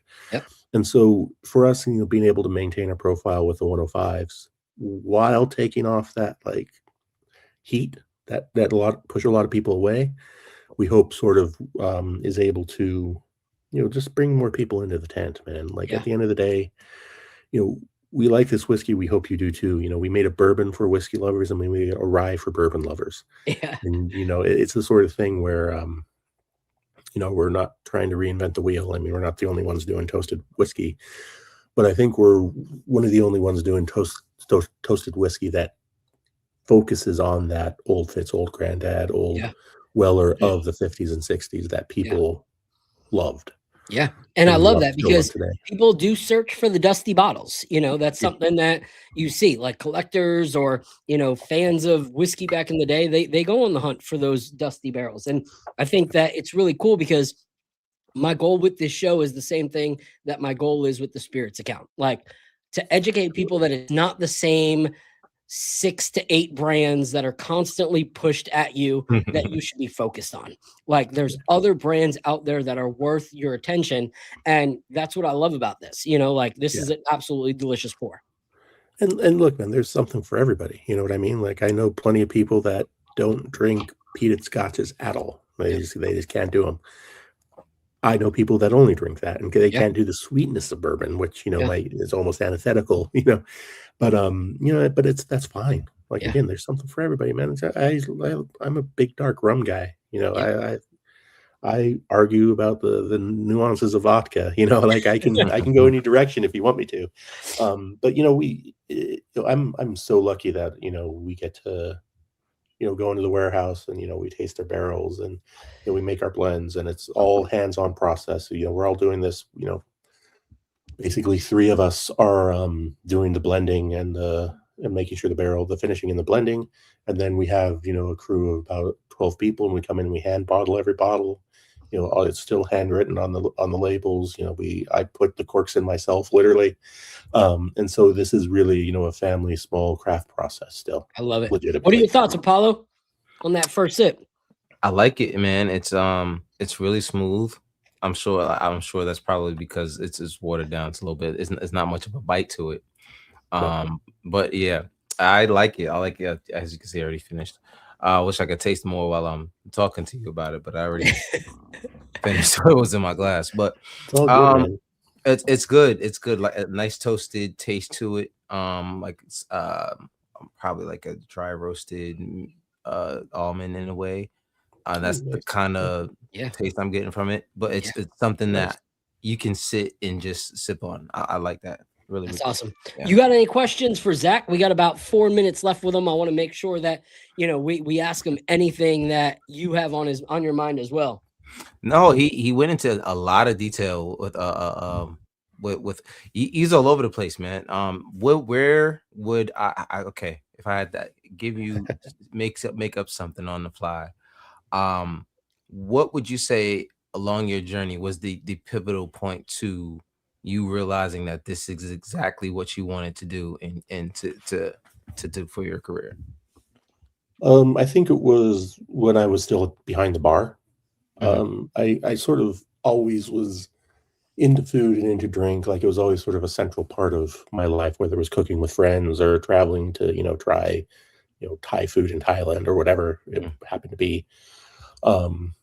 And when I was behind the bar for the first time, like professionally, like behind a real cocktail bar doing like full on, like hardcore cocktails and stuff like that and whiskey pours and having it all kind of like clicked, if that makes sense, where Yeah. like I got into a flow really easily and the people I was with were super supportive and super educational and really truly mentored me. And I found that community to really click. And it was sort of the first time in my life where I felt like I was in the right place, even though it was a very hard job. I mean, working a cocktail bar in a city that doesn't ever really go to sleep, and you're there from 7 p.m. until 6 a.m. 4 days a week at least, and a couple other days here and there during the week. So, that's not always the most inviting or nourishing environment. But it was the sort of thing where it just clicked in because the people felt right. The people were welcoming. The people were supportive, but also just everything about what we were doing. It never felt like it was. I mean, you get tired and you get, it's still a job. You're still working. You're still, it's, you're still carrying up 2 crates of beer from the cellar and 20 bottles of liquor on your back, because it's, 10 o'clock at night and you've already been on your feet for 5 hours. Right. Yeah. But you're not escaping that. Yeah. Yeah. You're not escaping that. And it didn't feel like there was never a single point where I was like, oh, fuck this. I'm sorry. I didn't mean to swear. I don't know if I can swear on here. It's up to Phil. I don't care. Right. Sorry about that. It never felt like, screw this. I'm going to go home. Like, I don't want to do this anymore. Right. And the people that the community I made during that time as well are still a community that I rely on now to this day, and vice versa. Nice. And so it was just that, like, it's almost like electricity in the air sort of thing where, and the best thing I say is just felt like I was going with the flow for once, and the flow was carrying me. Right. And I think it was also time. I mean, it just took, that was already, I went to Ireland in 2000 and this is already like 2013, I guess. So, it's 10, 12 years down the road. Right. And so the accumulation of people and knowledge and kind of confidence as well, just made sort of sense. So by the time I got to Blackwood in 2024, you need me to make you a cocktail or batch cocktail, right? Like that's, you don't have to think about that. You need me to pair something with something. I don't really have to think about that. Like, and it's carrying on that process, right? Like right now I'm working towards getting my master somm certification, because, I do other things besides whiskey. Like I used to write about beer and judge beer, and I love wine and champagne and things. It's like, I love all of it, right? Yeah. Like, it's a passion for the whole of the industry with food, drink, and the community as well. I mean, the people, I would argue the people are what make it. Yeah. Right. I love that. I got 2 questions before I let you go. Absolutely. Yeah. And I got some extra time, man. Go shoot. As we're drinking throughout the night, which is your favorite of the 4? Barrel strength rye. Okay. So I'm a rye guy because I don't know if I call myself a contrarian, but I'm kind of a contrarian because it's, when you're a judge in San Francisco and you go and have 300 pours in 3 days while you're judging maybe 400 or whatever. And then, you back in my Up Rocks days, man, I actually kept a journal of every single thing I tasted. I think one year I got up to like 2,400 pours or something like that, like something wild. And so when you taste that much just in the spirits world, and it wasn't just whiskey, it was also, soju and gin and flavored blah, blah, blah, and et cetera, cream liqueurs. When you taste that much, you get to a point where you kind of want things that are a little bit funky, and ryes were always kind of funky.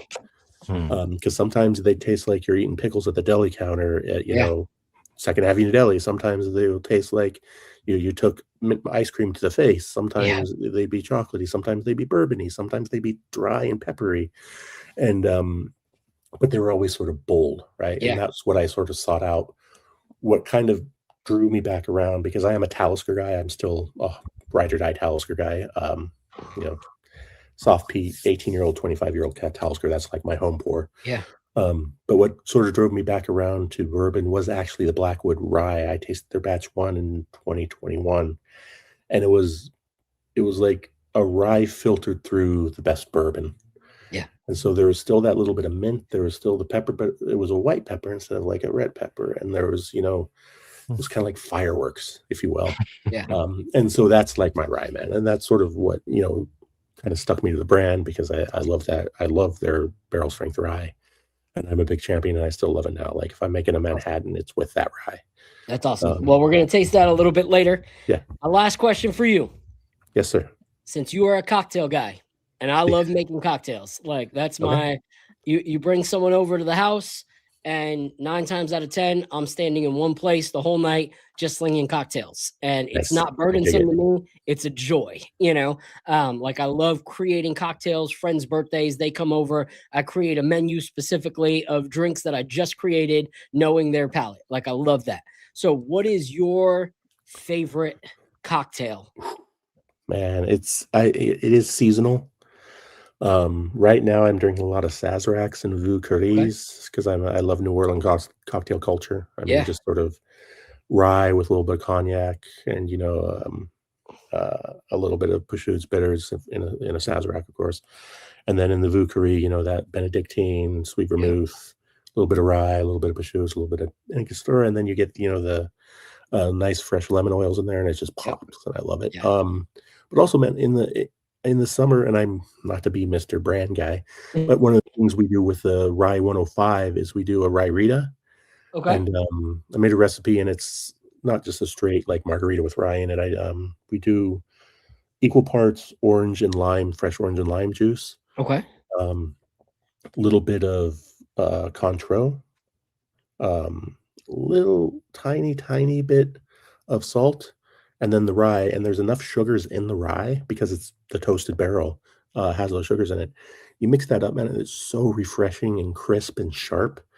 And just drink them all day. Like, and especially being in Kentucky, it gets hot here in like March and stays hot until October. And so you just drink those all day, man. I love it. Well, you need to send me that recipe, and we will make it one day on the Guard Up Knicks, because I see that it says need a Guard Up Knicks cocktail, and here we go on the Knicks Nightcap, and we will drink those during the playoffs after we win the first round. I am right now, for all of our viewers, putting where you can buy this beautiful collection of whiskeys at bourbonoutfitter.com. It's all the Blackwood Distilling stuff, as well as the Instagram for you guys to follow. Is there anything that you guys are currently working on that we should look out for?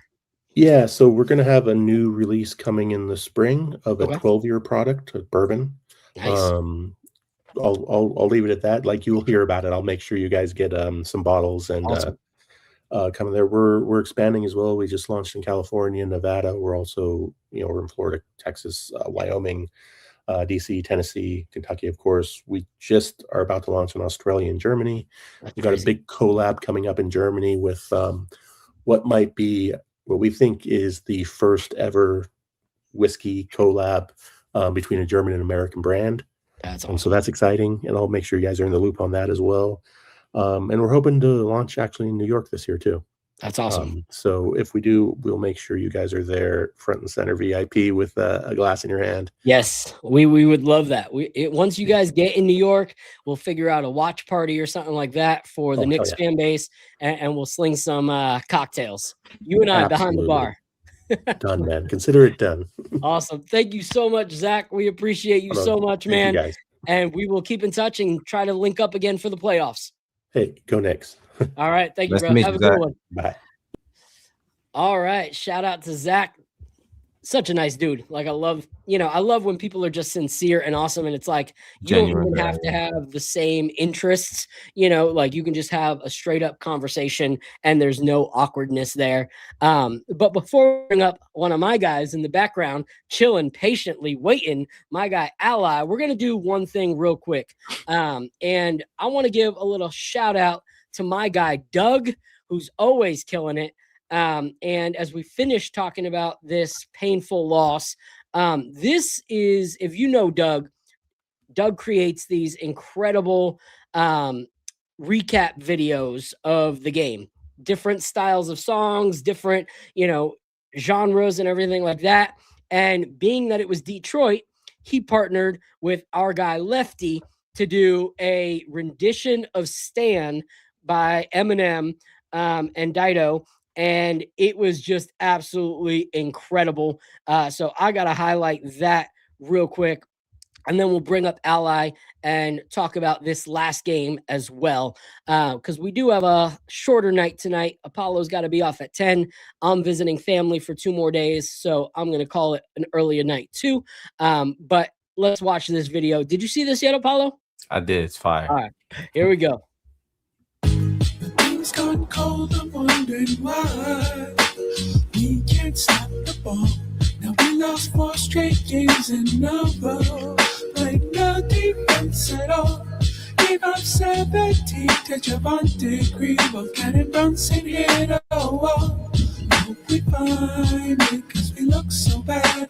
Look so bad. Dear mister, I'm too good to talk to New York fans. This the last trade package I'ma ever send your ass. It's been 4 losses and still no moves. I don't deserve it. I know you got my last 2 deals. I matched the money on them perfect. See, this is my baguette I'm sending you. I hope you need them. I'm on the trade machine. I put Dottier in a 3-way. Hey, Leon, I just traded 5 picks. Damn it, the tank. You know that song by T-Pain? I'ma buy you a drink about that guy who could've got that model girl from lounging but didn't. And Shorty saw him balling out of show. She found him. That's kinda how this is. You could've rescued Freak from Walkie. Now it's too late. It's 3 a.m. in a space. I need coffee. And all I wanted was a lousy banner for the cup. I hope Mike Brown knows Diawara doesn't suck. I loved you, Cat. We could win together. Think about it. You prop for fouls. I hope you can't use your arms to hook around it. And when you scream, set your feet. These referees is clowning. I hope your conscience eats at you when you read my tweets about it. See, Jalen, shut up, State. I'm trying to talk. Hey, Jalen, that's Nick's Twitter out there getting punked. But I ain't spin the block. I just said we suck. See, I ain't like you. You probably saving up all your dimes for the conference finals. Well,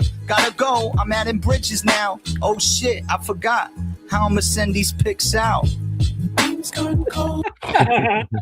That was seriously the best. Like that part where he's coming at Cat and then State starts to interrupt. He had 0 assists. That had me crying. It's perfect because he's like shouting out Nick's Twitter, but that's the conversations that we have there. So shout out to our guy Lefty and our guy Doug. That was incredible. By far my favorite one thus far. But it points to one thing I want to talk about. And that is, even though we won, there's some things that I'm still not ecstatic about. And we're going to talk about that with our guy Ally. State of mind. What up?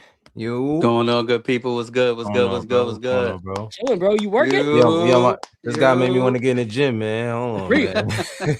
I'll be in there, right? Yeah, bro. I see you. A few weeks ago, I promoted the Knicks fitness community. That's this guy right here. This is Mr. Get Swole on Knicks Twitter. So follow him with your New Year's resolution so that they don't fall out and you actually get it done this year. But what I'm gonna do real quick is, Apollo, I want you and I to crack open the 115 version, which is the bourbon toasted, because we just had the regular bourbon. So now I want you to see what the bourbon toasted barrel proof tastes like so we can compare. But 115, I got 119. Oh yeah, 119. My bad. 119. Okay. Make sure it's the bourbon. Yep. The right, bourbon. Yeah. Oh, you said the bourbon. The bourbon. So that's one. I got the 118. So now we're gonna do the bourbon barrel proof. Okay, so this is 118. Okay, yeah. Barrel straight 118. Yeah, 118. Perfect. So, all right. So you two, before we go into yesterday's game, we're gonna do what we typically do. All right, we're gonna play a game of Nictionary. Oh man. All right. This is Ally's chance to do it live. He's been seeing him on Twitter. Now killed me yesterday, the other day, man. So, all right. Some of these can really, really get your mind. So what we're going to do right here is this one's a little bit easier. All right. Some people struggled. So I figured, you know what? All right. Now that this is a new thing that people are starting to get into and understand and enjoy, I'll throw some easier ones out. So this is for you two and everybody that's in the chat. All right. This one's a little bit easier. Tell me who this player is by putting these pictures together. I got it. Lou Cornett. Man. So each picture combined will give you the answer of who that person is. So look around and see if you can figure out one portion of it and then work backwards or work forwards. Either way, my guy Prezi says he's got it.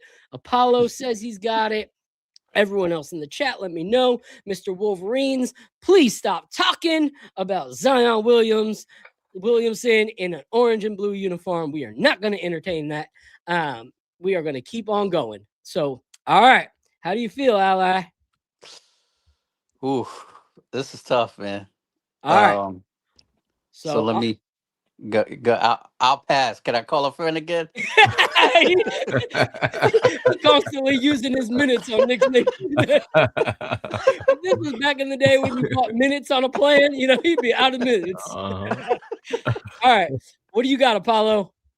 Carmelo Anthony. Carmelo Anthony. You got a car. You got Melo. You got Anthony Bourdain. Carmelo Anthony. Good job. Good job. Love it. Love it. Love it. All right, guys. So back to Knicks talks. All right. So we get that W. And for a lot of people, it makes them ignore the 5-game losing streak. But for me, I still want to see the victory in light of the 4-game losing streak, because one thing does not negate the other, And so for me, the frustrating thing is someone asked me, okay, why aren't you on here praising Karl Anthony Towns after his game? And I was like, what do you mean? And they're like, well, you're willing to call players out. Why not praise Karl Anthony Towns for his 20-point, 11 rebound night? And my answer is simple. I'm not going to praise somebody for doing what they should be doing nightly. Thank you. I'm not going to give somebody like a parade for showing up to work. Like, you don't get in on a Monday morning and all of a sudden there's a welcome wagon for you. Like, woo, you made it, buddy. I didn't know if you were going to show up today. I know the week was rough, but, I'm so grateful that you're here. Why would I do that? Why would I praise somebody for doing their job? Matter of fact, I wouldn't even say that's fully doing their job. When you're a $50+ million player, you look at the other $50 million players, they're giving you more than 20 and 10. So why am I praising 20 and 10? My frustration with Cat is that he's capable of those nights on a bad night. On a 20 and 20-point, 10 rebound game, that still wasn't an impressive night for him. He shot 33%. So if on a bad shooting night he can put up those numbers, then I should expect that constantly, And so that's my frustration, is I would rather have a 20 and 10 Cat every single night than a 35 and 15 Cat one night and a 4 and 7 Cat the next night. I don't like the inconsistency because we can't bank on that moving forward. We don't know which Cat we're getting every single night. The only thing we can guarantee about Cat is that he's going to complain about non-calls, which a lot of them, they're not actually even fouls when you watch them back. So let's talk about that. What are your guys' thoughts? Am I in the wrong for not rolling out the red carpet for Cat on a game like last night? I'll throw it to you first, Ally. No, I don't think you're wrong, man. I think Cat has some confidence issues going on, and you can tell by the body language that he has.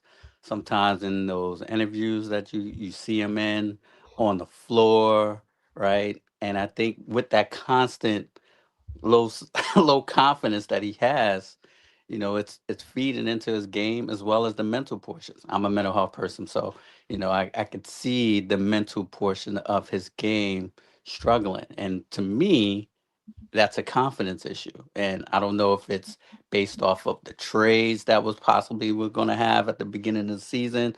They were looking into trading, for Giannis and all that other stuff.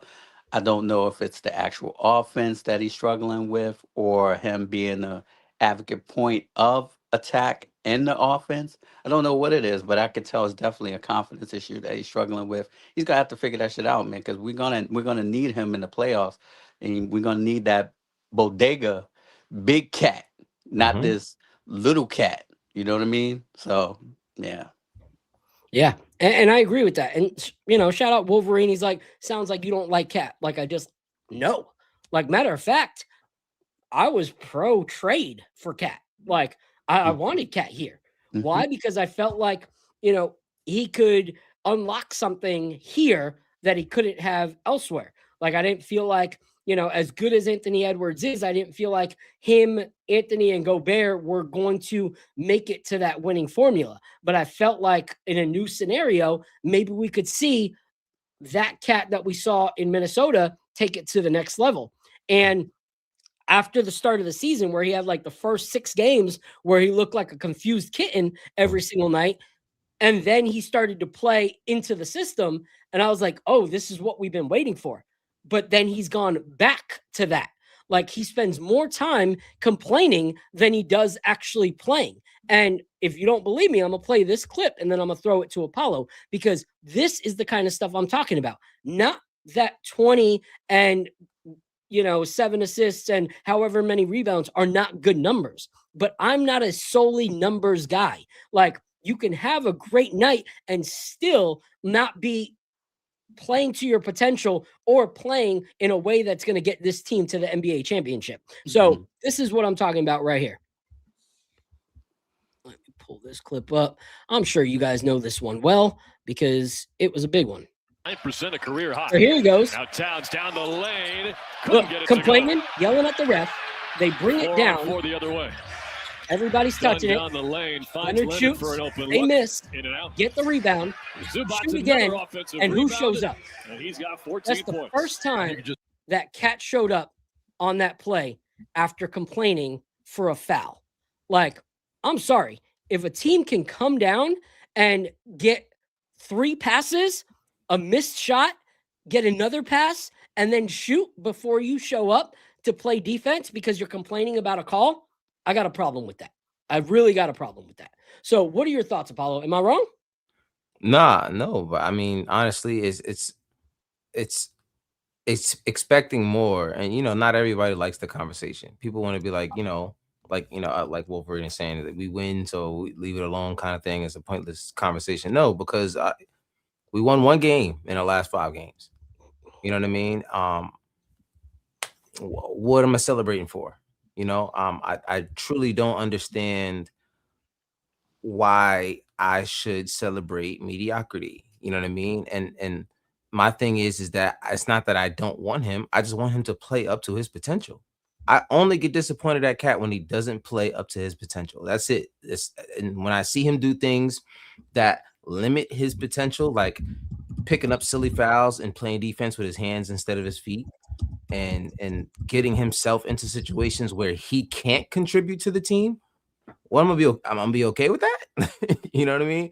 It bothers me because I see that mentally he puts himself in situations where he takes himself out of the game, and I honestly don't see that from a lot of other stars. Usually they can fight through whatever's going on, and they said, listen, whatever we got to do, let's just make it happen. And you can see it through their body language.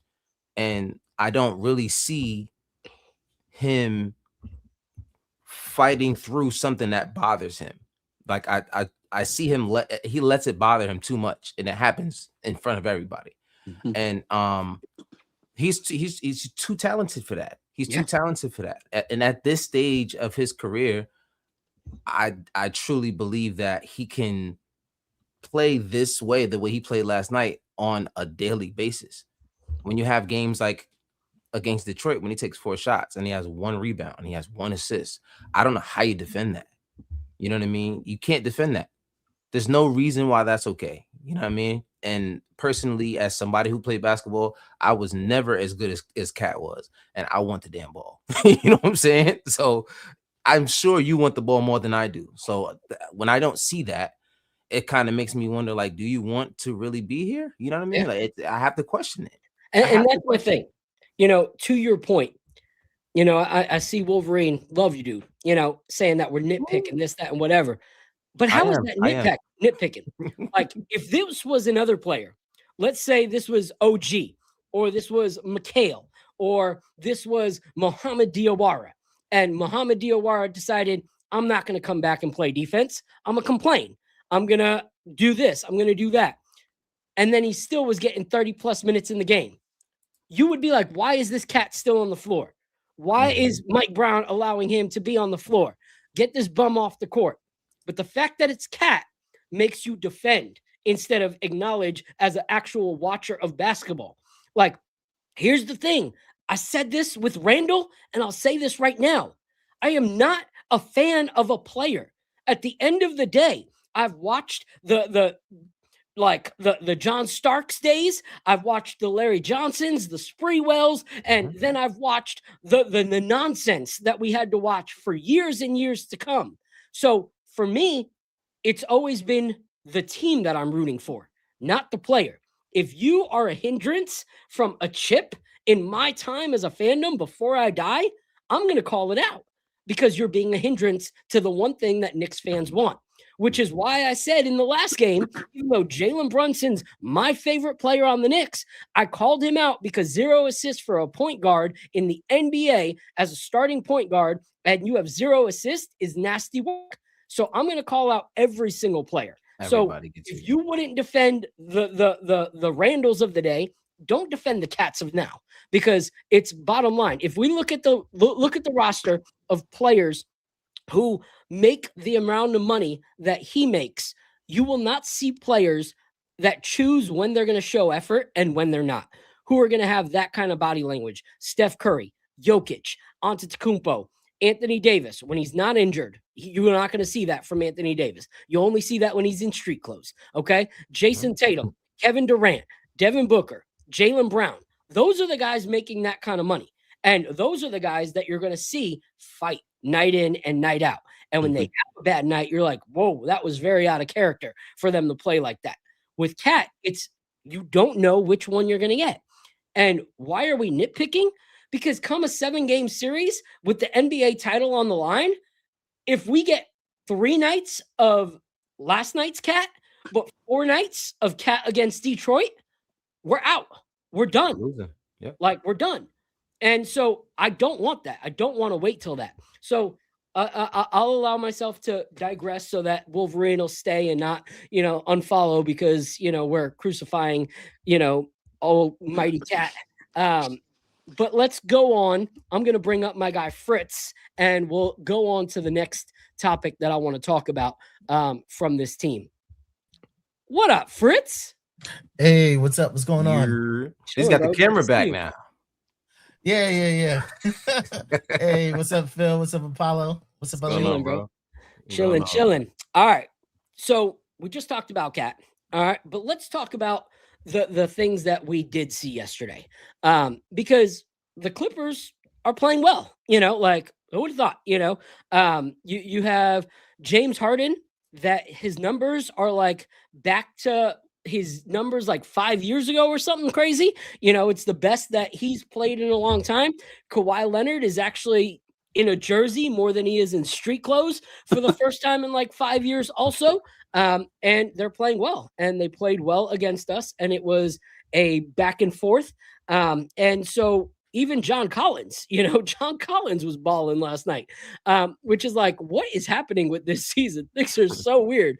John Collins is actually playing well. And so their whole roster was playing well. But then we had some standout performances as well. OG Anunoby, he played well. Mikal Bridges played decent, but good assists and good rebounds from Mikal. He had 9 rebounds, which was very helpful. Like I said, Karl Anthony Towns' second half was good, but 6 for 18 was not so good. Jalen Brunson, bounce back game, 26.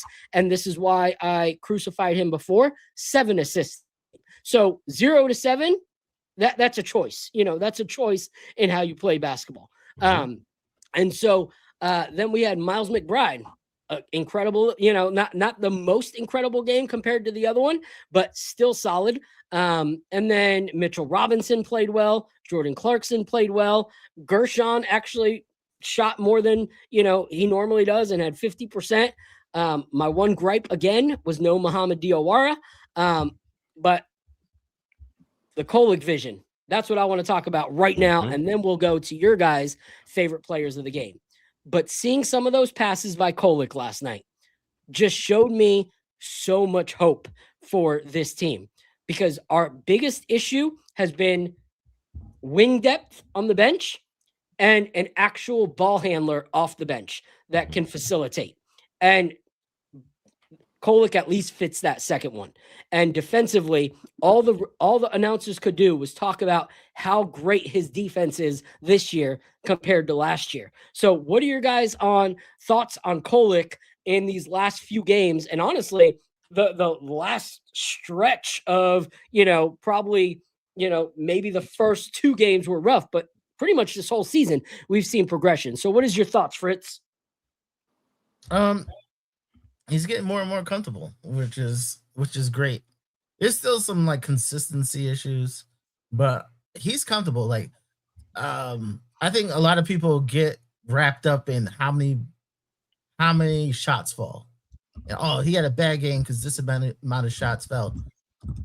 It's the consistency. Like, this is Tyler Kolek. This is not Tyler Kolek on a heater.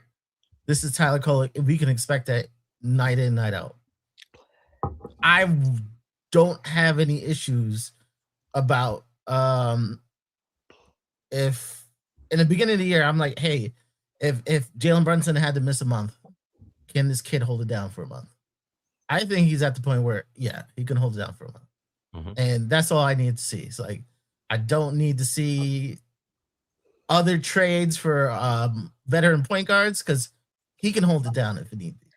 Yeah. And I think he's there. He's there. Yeah. And to your point, another good point guard doesn't necessarily mean they can hold it down just because they're good somewhere else. Because they then have to come in, learn the system, and see if they can adapt to the system. Jalen Brunson, as you can see, even from his footwork, he's learning the craft by studying Jalen Brunson. So when there aren't Jalen Brunson minutes, you still see Jalen Brunson style drives or Jalen Brunson style confidence in shooting the 3, because he's actually soaking it up like a sponge. So if Jalen Brunson was have to like miss a certain amount of time, you're pretty much subbing in someone that's soaked up his style of play like a sponge. So yes, obviously his offense is not at the same caliber, but it's at least within the same vicinity of what Jalen Brunson's doing, but then you even get better defense, So I think you're right there. What are your thoughts, Apollo? Call me off guard there. I caught you mid-sip. My apologies. My bad. On Kolek, he's got the green light from coach at this point. He trusts him, and that's a big thing. And on the team with Jalen Brunson as the starting point guard, you're starting to see situations where if they're in the court together, you got Tyler Kolek running the show, and just sometimes you see Jalen off ball. I think the only thing which will come in time, especially by playoffs, we'll see it. Once he gets his touch around the basket, because he gets to the basket really well. He just has to learn how to finish around the basket. And I know him being his size is hard to do. He has the right idea, obviously, because he knows it can be done. He sees Jalen do it all the time. He has the right idea. He just has to get his touch around the basket a little bit better. And I think at that point, once he's able to get to the basket confidently and finish, I think that's going to take his game to the next level. Then he's going to be unstoppable. I love that. So we've given Tyler enough praise. I want to throw it to Ally and talk about some other players that we saw last night that contributed. And that is Jordan Clarkson. I think it's crazy that some of us in the Knicks community get thrown off by the erratic style of play by Jordan Clarkson. That's been him his whole career. And if you look, he's actually been wiser with his shot taking here in New York than he has in previous seasons elsewhere, trying to fit himself into the system. But how many games now can we say that it was the contributions of guys like Kolek and Clarkson that actually kept us in it or helped us win? Like, yes, there's some of those erratic games, but there's more times than not that you're having games like last night where he's shooting 55% and he's contributing 12 points off the bench. Also, numbers that get ignored are his 3 rebounds, his 2 assists, and his steal. Like, he's improved in so many categories since he's been a Knick. And yet people, like you said, look at just the certain number, like, like he's got to do. No, he's doing what we needed him to do and more. Like, that's a player that needs a little recognition. So what are your thoughts on Jordan Clarkson last night, Ally? Yeah, so just like Kolek, I think Clarkson's been playing with a lot of energy. And you can definitely tell when he comes in the game, him and Kolek on the floor are actually changing the game, the dynamics of the game. They're speeding it up a little bit, even from the bench. So I think what he's given us is that energy that we needed. Like last year, I think, I hate to compare years, but I think this year we can see a different tempo, a different energy from my bench than we did last year, right? And that is the biggest difference that I see. I got a lot of guys are more comfortable, even though Clarkson wasn't here last year. A lot of guys are more comfortable in the style of spread offense, the passing, the ball movement, et cetera, et cetera. This is what Clarkson actually thrives in: ball movement, spread offense, et cetera, cuts, all of that other stuff. We saw a lot more cuts last night than we did in the last 4 games when we was on our losing streak. But the ball's moving, everybody's moving, energy, energy, energy. So I gotta give my man Clarkson some praise. I'm not a huge Clarkson guy, but I see the energy that he's been giving us off the bench, and I love it. Yeah. And like, here's the thing is, at the end of the day, I want players that want to be here, and you can tell every minute that he gets, he wants to contribute. Like, the thing about him and Tyler Kolek is they don't commit a foul and complain. They don't commit a foul or travel or get called for something and complain. They get angry at themselves. Like, you look at it nonstop. Jordan Clarkson, oh, dang, like so mad. Tyler Kolek getting mad. Miles McBride having to be like, stay aggressive. Don't worry about it. Like, these are the guys that are getting at themselves because they want to produce as close to perfection as possible in their game as contributors to the Knicks. And I absolutely love that. I love what they're doing. Before we go into the next topic, Apollo, what'd you think of that pour? The barrel proof. It was good, a little bit more spicier, but it was still something that I could actually sip. I'm still using your tactic, as you say, get rid of all of the air. And that makes it, I always forget after the first time. First time I'm like, then afterwards, after I get rid of all of the air, and then I take a sip, I'm like, okay, yeah, it's a lot smoother. I can actually taste the actual bourbon now. So yeah, that's a good one. I like that one. It was a good I one. love that. All right, take a small pour because I know you got to leave in a few minutes. So we want to get 2 small pours of these next 2. Do the regular rye first. I think you'll like this one a lot because it's sweeter than the others. Is it the 105 or the 119? Yeah, the 105. 105. And I'm trying to get my camera back on, and I don't know what's going on. It's one of those days when you're not at your house and you're setting up from somewhere else. Everything tends to act wonky. So it is what it is, though. I'll be back as soon as I can on the camera.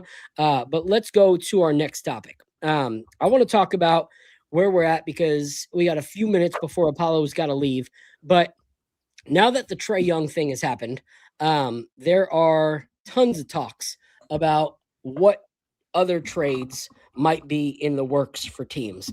And anytime there's trade talks, New York is part of it. It's just how life is. Anytime anyone's talking about a trade, New York will be there. Anytime a player is interested in leaving, apparently the Knicks have interest.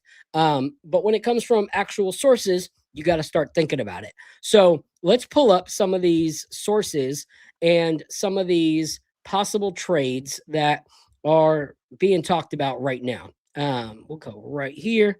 All right. So there's talks right now that the Kings are seeking a first-round pick for Keon Ellis. I don't know how that works with us, but then the next quote was, from a money standpoint, Ellis would be easy for the Knicks to take on. He's only making $2.3 million this year. So apparently we have showed some interest. Yabusele has a player option that Sacramento might not be interested in. And I've heard the Kings are currently interested in a first-round pick, but still someone that the Knicks have shown interest in. What do you guys think of that idea of Keon Ellis? I've been loud on this one. I've been very loud on this one. It's a bad idea, and it's not nothing to do about Keon Ellis as a player. It's the financials of it. It's bad. It's Sacramento handing the Knicks a hot potato, and it's like, hey, we got all the use out we could out of him. You pay him, and if you're paying him, how are you going to pay Deuce the year after? Then you're pretty much giving up on Mitch. So like it's a hot potato that the Knicks really shouldn't be touching. Yeah, they really don't need to get a play. 2.3 million is a little, but next year when he says you've already paid out a first round pick or whatever it was, and he says give me 20 million, what do you say? It was like, oh nah, you could walk for 2-3 months of work. No, like you're kind of forced to do it. Yeah, that's the hot potato that you don't want. Yeah. No, I agree with that. And to your point, another point before I throw it to someone else, there was someone who posted this and said, so this is what the Knicks want to trade for? That beautiful play that we all watched a million times and will continue to watch a million more times. Any of you guys in favor of a Keon Ellis trade? No. No. All right. What about you, Apollo? Especially after listening to Fritz break down the money. No, I'm good. I'm good. I love that. All right. Yeah, I'm not stoked on that one either. So we'll move past that. One thing that did come out that can silence a lot of people is this quote from Giannis. There will never be a chance and there will never be a moment that I will come out and say, I want to trade. That's not in my nature. I am interested in this team. So maybe we could stop talking about the fact that we want to get Giannis. Then there's this right here from JL Edwards. New York, per league sources, have still shown interest in the feisty guard. Alvarado really applies pressure on ball handlers night in and night out. He's one of those infectious players similar to Hart, whose plays radiate throughout the rest of the group. And we've actually had talks about this in the KOT chat nonstop today. So I'll throw it to you, Apollo. What is your thoughts on an Alvarado trade? For who and whose minutes is he taking? And that's the catch. So the two trade options that I've seen are for Tyler Kolek and Pacome Dadier, or a Yabusele trade. I'm not leaving Kolek alone. That's not, absolutely not. There's too much upside if you're talking about comparatively between the two. The upside of Kolek is a lot higher than what, Jose is an energy guy. He's not somebody you want to put the ball in his hands and run your offense. I would love to bring him on if we didn't already have two guards outside of Jalen Brunson, but being that we already have that, it's a little tough. Like if this was earlier in the season and we were on a slump and Kolek didn't get his minutes yet, and we never saw what the potential of Kolek could be, you might have heard me on a bad day say, "Man, get Kolek out of here." You know what I mean? You know, you might have heard me say it on a bad day, but now we're good. I'm good. I'll say I'm good with what we got. Apollo, there's a reason that me and you speak the same language, and that's why you are here on this show. I want to read you my exact text to the KOT group earlier today when some people did have the, let's trade, get the kids out of here for him. I said, I think in some ways, in some areas, Jose is an upside right now. But I also think that Kolek in other areas is the upside right now and also later. I stick with Kolek. To me, Kolek doesn't go for a slightly improved roster right now. His playmaking is leaps and bounds better than Jose, and we need that right now. So I don't even consider moving Kolek unless it's to make the Knicks a guaranteed better championship team. And that's exactly where I stand. Is Alvarado feisty defender for sure, but he's not the guy that we've been asking for off the bench to facilitate and have court vision like at all. And Tyler Kolek has shown that he's not the cone that some people thought he was defensively. This kid's defense has improved leaps and bounds. And even throughout the season, night in and night out, what are, like, these announcers who don't necessarily love the Knicks have to say is this kid is a feisty defender now. Like, Kolek has improved so much defensively. Like, he's making great choices. Look at him go vertical without having to foul. Like, those are things you're hearing about Tyler Kolek. So you have the upside by this much for Alvarado defensively, but you have the upside this much Tyler Kolek offensively and leadership wise. Yeah. And our team is listening to Kolek. Like, not many guards in their second year, and I still call this his rookie year because he's actually finally playing under Mike Brown. Not many guards can just come in and have that voice and people on the team listen. As soon as Tyler Kolek gets out there, you see him pointing, directing, calling players to more, and they're listening. They're responding. So they're responding, obviously not to the same level they will to JB, but they're still responding well to what he's doing. So for me, I'm going to miss that one. I'll throw this next one to Ally. All right. So right here. All right. AO. You scared me. You scared me. What do you think of AO? Ooh. Yeah, this one's a harder one. So who we giving up for him? Because I like the kid's game, but I need to know who we giving up. Yabu was out of here. Dudu was out of here. If that's my choice, he would be the first one to go. But right now, I like Kolek's game, but I like that kid's energy too. Yeah. He's a hard-nosed defender. Ooh. And that's the thing is, like, okay, Yabu, fine. But, like, that's not enough, you know? Like, it reminds me of that Jay-Z quote, "We don't believe you. You need more people." You know, like, there's more that's got to go to get AO. They're not going to look at that and go, Yabu? Of course, you know? And we don't have the picks for it. That's the problem.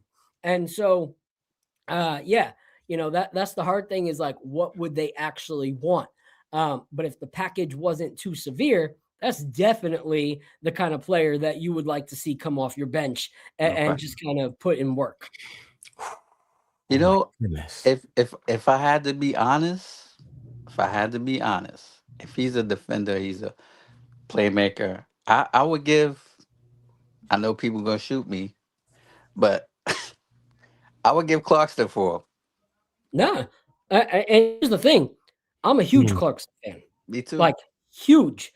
And I've wanted Clarkson. If you go back to my morning brew days 3 seasons ago, I said, get Jordan Clarkson.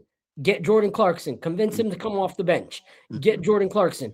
And as much as I like Jordan Clarkson, if Jordan Clarkson and Yabu get us this guy, then do it. Because like this stat says right here, he's shooting 50% all 5 seasons and 43% from 3. And so Yes. with Deuce shooting 45% from three, with him shooting 43% from three, with Tyler Kolek facilitating to both of those, Tyler's defense, Miles's defense, and his defense, now you don't have to worry about our starters coming in and having to pick up the points that were made when the bench was out there, because they're not letting points get out of control off the bench. So, yeah, I agree with you on that one. Wow. If it's Brunson and Yabu, do it. This dude. Yeah, that dude- I think you got to think about the financial investment beyond this year. What's his? This is his final year. He's expiring, so Oh he needs a new man, contract. Damn. he's gonna get So paid. that's Yeah. why that's why these guys are available, because Yeah. Yeah, they're up for new contracts. Like, he's gonna get paid. Yeah. So, But if- I got a question though. Oh, yeah. Though. So if it came down to paying him or Deuce, which one we doing? that's basically. That's crazy. You're Yeah. asking. You're Don't do that asking to me. some. Don't do You're that. asking some really tough questions that a Yeah. lot of Knicks fans don't want to be asked right now. Don't do that to me. Like, Don't do that. there's so many trades. Bro. They do not want to hear that, man. Don't do that to Because me. I'm telling you right now, if we just looking at basketball, if we just close our eyes, we'll look at nothing else but just basketball. All right. I'm gonna get crucified on this one, and I'm okay with that. I'm doing it, bro. I'm doing it. I'm going for it. I'm doing it. I've seen him tear us up time after time just by grabbing the ball and going coast to coast every single time. Well, That's just, he's a head full of steam, bro. The kid is he's a workhorse. He's a workhorse. All right. So I apologize to Jay Ellis because we might get some unsubscribers to the channel when I give this take. I'm okay with that. Like, I don't want to hang out with y'all anyway if you got a problem with me. All right. What I would do in this situation is I ain't saying bye to Miles. I'm not saying goodbye to and I'm not saying no to him either. What I'm doing is I'm finding a way to move Cat, free up some money, and get a different number 2 that costs a little bit less, and adding this guy to our bench. Keeping him, Miles, and whoever takes Cat's place in the starting lineup. And that's not because I hate Cat, but because I don't believe that what we're getting out of Cat is $50+ million worth. I feel like Cat's effort and Cat's performance, night in and night out as a whole, not on a certain night. Some of y'all want to see a certain night and be like, are you kidding me? He put up 40. Ignore your 40. Because if you average that to his 0, that's 20 between those two. And then when you average his other 20-point night with his 6-point night, the numbers go down even more. All right. What I'm saying is that $50 million, that's not it for me. So I'm going to find another 20-point-a-night player for 40 mil and free up 10 mil and be able to keep him and Deuce on the bench. AO and Deuce. That's just my take, because I would rather have solid effort from our number 1 to our number 10 than all the money in there and then have to have semi-decent players off the bench. I've been speaking to some people on that kind of I don't know if you knew Freezy, but that kind of conversation, and he's like, yeah, people will kill you if you said this kind of conversation, but basically punting on the ear. And then basically, because we have 2 picks coming this summer, we have access to 2 more picks, and just, break Cat into something different. And then this summer, try to get someone who can kind of take his place. Oh man. But That yeah, it's tough for for be a riot. Yeah, I say it's tough for Knicks fans because a lot of times people think right now, like, what can I do to make this team better right now? But you got to think next year, the year after, and year after. Think of it as at least a 3-year chunk, and you have to think if you're not going to get much better next year, there are some things you could do now that can make you better in year 2 or 3 if you sacrifice year 1. So let me ask. So who would actually take Cat's contract? I think that's what we have to look at. If he's inconsistent right now, of course, changing scenery can change all of that. But who would actually take his contract without us having to add capital with that? You know what I'm saying? So No, I think we would have I don't to think a lot of add. people have. I don't think a lot of people have someone to the level of Cat. And I don't think it nowadays. I don't think a lot of trades are straight up anyway. Like if I could get rid of Cat, and I said I can get back eventually like a Trey Murphy and maybe a pick and something else, I'm happy. And this summer I can go into the summer and I could make some moves. Here's some things I'll throw out, and then we'll do one more before Apollo has to leave. Yeah. And Apollo, what'd you think of that rye, by the way? A little bit drier than the other ones. Okay. Still a good pour. Not as spicy as the second one. So I like that one. I like that. Not as spicy as what was this? The 105 bourbon. Yeah. The 118. You mean? That was the second one. 118. Yes, the 118. My bad. Yes. Okay. Yes, so pour the 119, and after this take, I'll have you give your thoughts on that. Gotcha. All right. So the teams that have shown interest, that would be interested in a trade, there was rumblings of the Mavericks being interested in a swap for Anthony Davis, which that would obviously be something that would kind of just be a temporary thing for us, and then we kind of move on from that contract. There were also talks of Miami being interested in getting a Karl Anthony Towns onto the roster. Obviously, that would be hard for us, because they're rivals. And then we'd be giving a player that probably will perform better with them than he has with us, and out of spite. There was also talks of the Brooklyn Nets being interested in acquiring Towns in a blockbuster, like 3-team trade that would bring Claxton over to the Knicks. And honestly, that would just be like, okay, now we have a big who's solely there to be a big, obviously not going to make the kind of money that Karl Anthony Towns is making. And so whatever else comes in the trade, you let walk away to free up some money for him. So there have been teams that have been interested.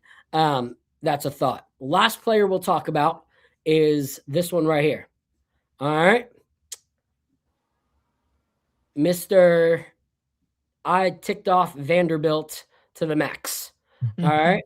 So there's been talks that, he is on the market, that the Knicks have shown interest in him. What are your guys' thoughts? Like, he does bring a little bit of aggression. He does bring a little bit of feistiness and fight that we could use with the Knicks. He obviously hasn't played much with San Antonio, but that's because their roster has kind of gone in a different direction. But what are your guys' thoughts? Like, his numbers when he was playing were not bad. So what do you guys think? We're talking about Jeremy Shohan, right? Yes. Yep. Okay. Okay. I do like him. It's just that I put out trades with Jeremy Shohan in the last couple of months. I think he would fit well. He wouldn't fit well with Mitchell Robinson, but I think he could be a good fit. You have to really think of how would you fit with Robinson? How would he fit with Hart? So why wouldn't he fit with Robinson, do you think? Floor spacing. Okay. Floor spacing, non-shooters. Yeah. Yeah. Okay. I'm trying to find this post that State had posted with his numbers, because his numbers when he was playing showed some really good offensive numbers. Obviously not a knockdown shooter, But if you got other guys that are knockdown shooters, like, does that completely play a factor if someone that you're trading out is Yabu, who really hasn't contributed shooting for you all season? Mm-hmm. So I'll go with you, Apollo. Me personally, I think from what I've seen is it's not a numbers thing. Like, I'm not looking for a lot of numbers with that kind of guy because he's not going to play like a ton of minutes anyway.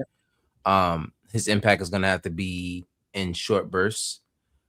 What can you do in those short bursts that affects the game? And there's one thing that I've always that's impressed me about him since he's been drafted in the league was how he can get out in a fast break and be effective in a fast break. And that's something that we need. That's something that we've desperately needed on this team.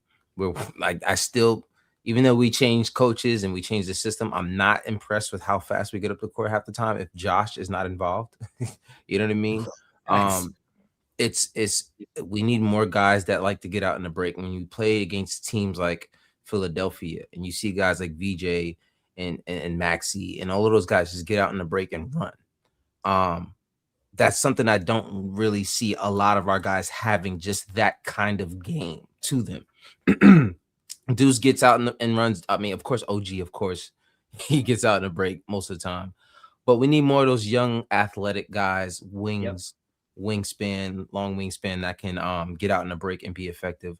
Yeah, you might deal with a few things shooting here or there, but I'll take that in 10 minutes, 12 minutes of time from a Jeremy Sohan. You know, so I'll be all for it. Yeah. And that's my thought is like, yes, he might not be the spray out shooter, you know, that Mitchell Robinson would need spacing wise. But if we're giving up Yabusele, who really hasn't scored more than like 2 or 3 points a game until these last 2 games, I'm okay with that, you know, because his numbers before he got injured were like averaging like 20 to 23 points a night, you know, and that's not on shooting threes, you know, that's on being aggressive and, like Apollo said, running the floor, you know. And so when you have a guy like Mitchell Robinson, what is his biggest strength right now? Offensive rebounds. And what do you want when you have someone who's got offensive rebounds? Young, fresh legs that can shoot down the court so that you can get them the outlet pass and get the easy bucket. So many teams are using that against us. This would be a chance for us to use that against them, is actually having somebody that once we get offensive and defensive rebounds, we have a guy that can then drive it. You know, you get a defensive rebound from Mitchell Robinson and all of a sudden he's down the court.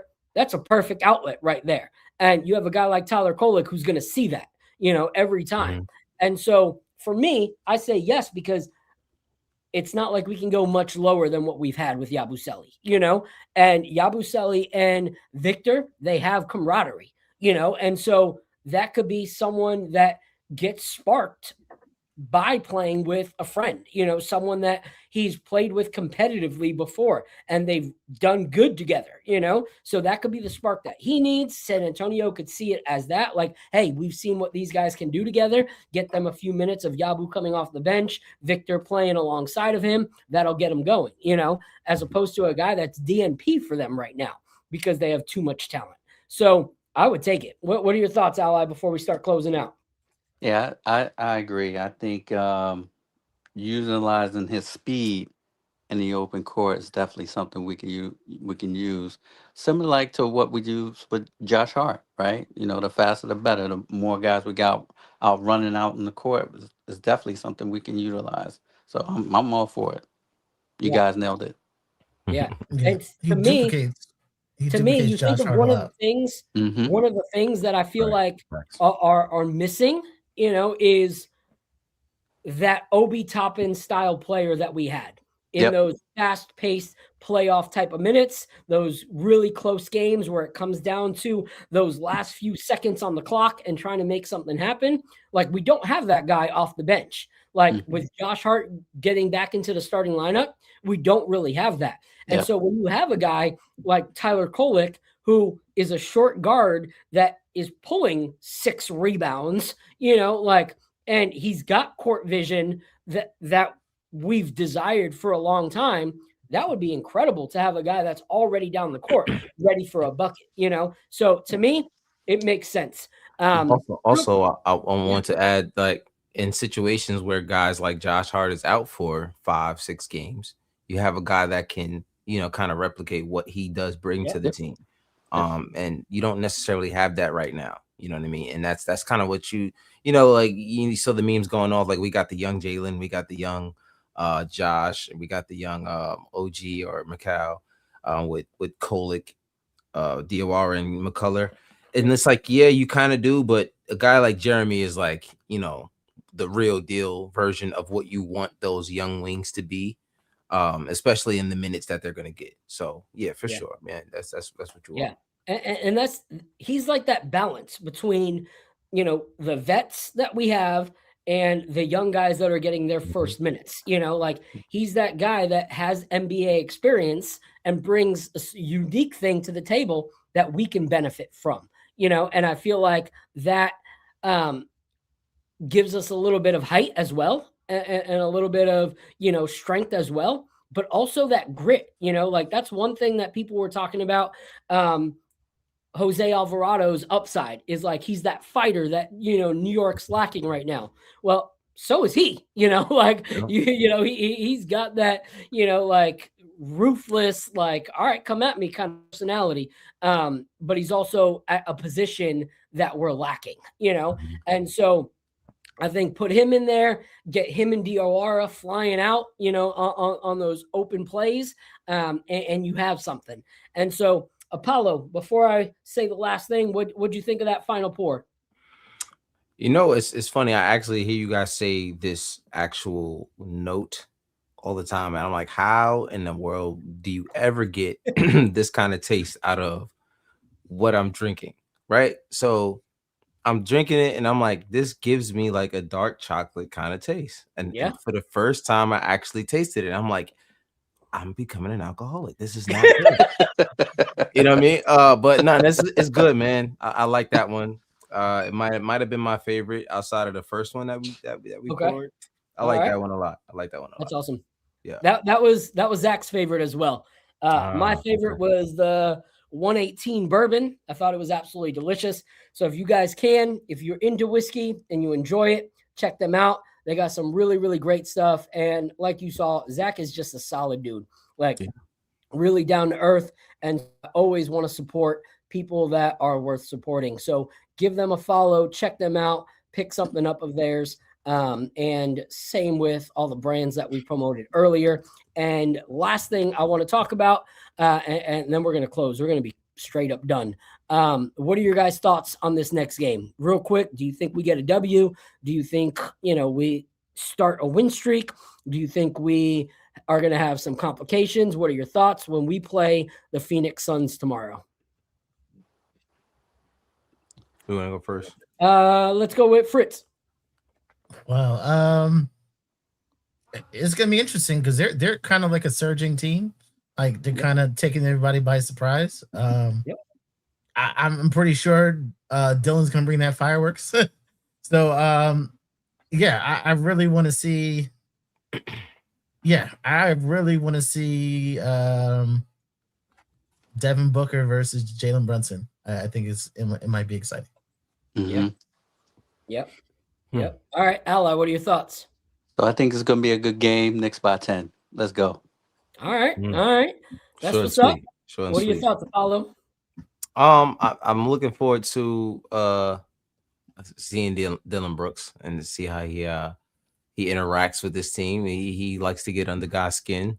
Those are the kind of guys that you got to watch because he's going to try to set the tone for the rest of the team.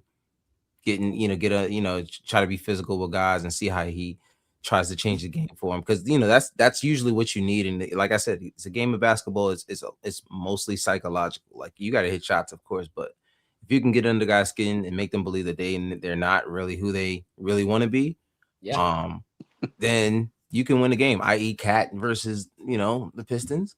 So it's psychological. So I'm looking forward to seeing how we take care of that. But this should be a win. Like this, if I'm being honest, it's definitely be a dub. All you gotta do is throw a double team at Book. Devin Booker, because you know he doesn't like double teams.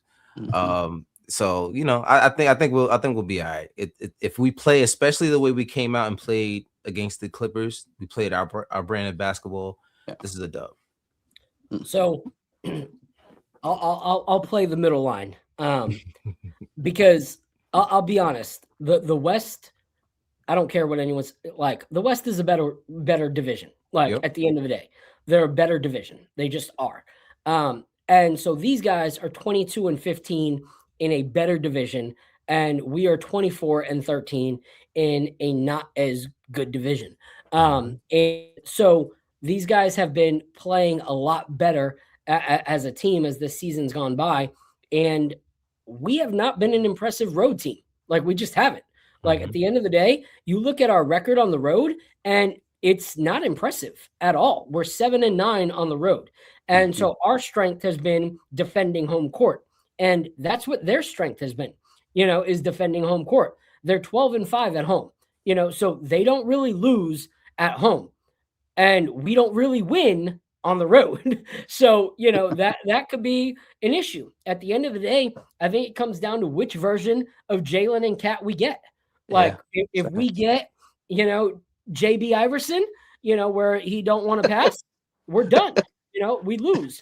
If we get, hey, I'm not coming down to defend because I'm going to complain to the refs, we're going to lose because those guys have something to prove. In a division that is so stacked, they were considered a team that was just going to be bottom of the barrel, and they're trying to prove everybody wrong. And so, each one of those guys is going to come out and play all 4 quarters. They're not going to be complaining on offense. I mean, on fouls that they don't get the calls for. They're going to be running down. So if we see what we saw from Cat against that Detroit team, where he's staying back to fight, or even against the Clippers to complain that whole time, we're going to be playing 4-on-5 every time we're on defense. And that's going to be an easy bucket. And I don't look at the Devin Booker thing as a just throw 2 at them, because they'll do the same exact thing with us to Jalen Brunson. Like that's going to be both teams like defensive scheme is throw 2 at them. Like we got OG for sure, but we can't act like they don't have a defensive juggernaut / crazy man in Dylan Brooks. Like they also have a really solid defender there. So I think you'll see both of those teams saying, make somebody else beat us. That's been most coaches' like mottos all season is we throw everything we can at Jalen Brunson. I think we're going to see that again tomorrow. So it depends which version of JB and Towns we get. What are you saying? What's up? Let me just ask, who is their second guy though? Who's their second what? Their second guy, like just their guy. Like offensively? Yeah. Green's hurt. And he's not going to be there that game. He's out. Yeah. Well, you even though he's not like their guy, someone that's been putting up buckets for them is Grayson Allen.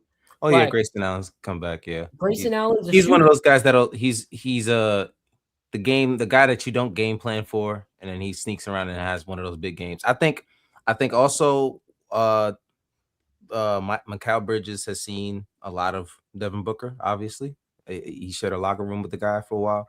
I think you put him on there and kind of try to slow him down a little bit, just to aid to what you can do to slow them down. Because like you said, outside of Booker, they don't really have too many threats offensively. So they're gonna try to beat us. Like I said, they're gonna try to beat us up, be physical with us, and beat us that way. So as long as we can withstand that, like we did last night, they tried at first, but I think we should be all right with that. But to your point, they can definitely throw 2 guys at us. Hopefully, if they do that, Jalen does his job with spraying the ball out, getting Cat and everybody else to touches that they need. And this is the hard thing is like most times when we go into games like that, thinking, well, all they have is Devin Booker, someone always rises to the occasion because we don't pay them the attention they deserve. So you look at a guy, so even though he's not like their star, you still have a great shooter in Colin Gillespie that can still, if you leave him open, get some good buckets. You know, like how many times have no-name guys become stars against the New York Knicks because we go in with that mentality? So I don't want to like sleep on anybody and just be like, oh, Green's out, we got this, you know, because that's typically the teams that beat us is when the no starts because so-and-so is injured and they become a star against the New York Knicks. But anyway, I hope we get that W. I appreciate all three of you. And before I go, I want to let everybody know where to follow you, Fritz. Where can they follow you? Yeah, on YouTube. On YouTube is NBA Economy Show. When you don't see me on the Nick of Time Show, also on Twitter, Fritz Handles. And yeah, we're going to be talking a lot about trades in the coming weeks. Yes. All right, Mr. Ally, where can they find you? New York Mind, and also Knicks Fitness Community. Yeah. That's what's up.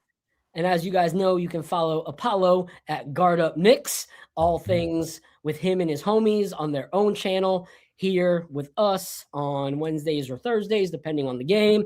And like always, we thank you guys for rocking with us. 175 plus of you guys right now. And we know typically you guys start showing up even more so around the 11 o'clock hour, but we ain't got time for that. So we appreciate you guys. God bless you guys. Drink responsibly. And I want to end with a shout out from my guy, Doug. We started the show with a little bit of tribute to Doug, and we're going to end with this song right here. So this right here is our guy, Doug, and his song partnered with New York or Nowhere, where they got to help him make his dreams come true and create a video on the Madison Square Garden floor. So without further ado, here it is. Whoops, I gotta hit play. Rookie.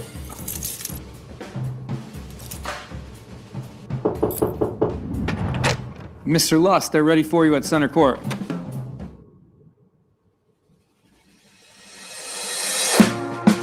If I can make it anywhere, I ain't ever leaving here. For me, it will always be New York or nowhere. If I can make it anywhere, I ain't ever leaving here. For me, it will always be New York or nowhere. Wake up from another dream to chase. Wipe the cold away and sip my coffee. Hit these streets where I was born and raised, and I won't be stopped now. Crowds and chaos, iron horse delays. Move to the right if you go walk that slowly. Man, this is why I'm always late, except for the Knicks game. If I can make it anywhere, I ain't never leaving here. For me, it will always be New York or nowhere. If I can make it anywhere, I ain't never leaving here. For me, it will always be New York or nowhere. Take a breath and look up to the sky. Sunlight bounces off the Chrysler building. Alley-oop to the Empire State. Throw down in America. The people of the city rise as one. We made a family out of this fan base. Meet me on 7th when the game is done, cause the night has just begun. If I can make it anywhere, I ain't ever leaving here. For me, it will always be New York or nowhere. If I can make it anywhere, I ain't ever leaving here. For me, it will always be New York or nowhere. New York or nowhere. New York or nowhere. New York or nowhere. New York or nowhere. New York or nowhere. New York or nowhere. New York or nowhere. Yes! You guys rock! Let's go! This is the moment we waited for. Everything you want is right here. We gon' give them what they came for. We gon' take it up from last year. Shoot 'em my shot, boy, I'm long range. Me and the team on the same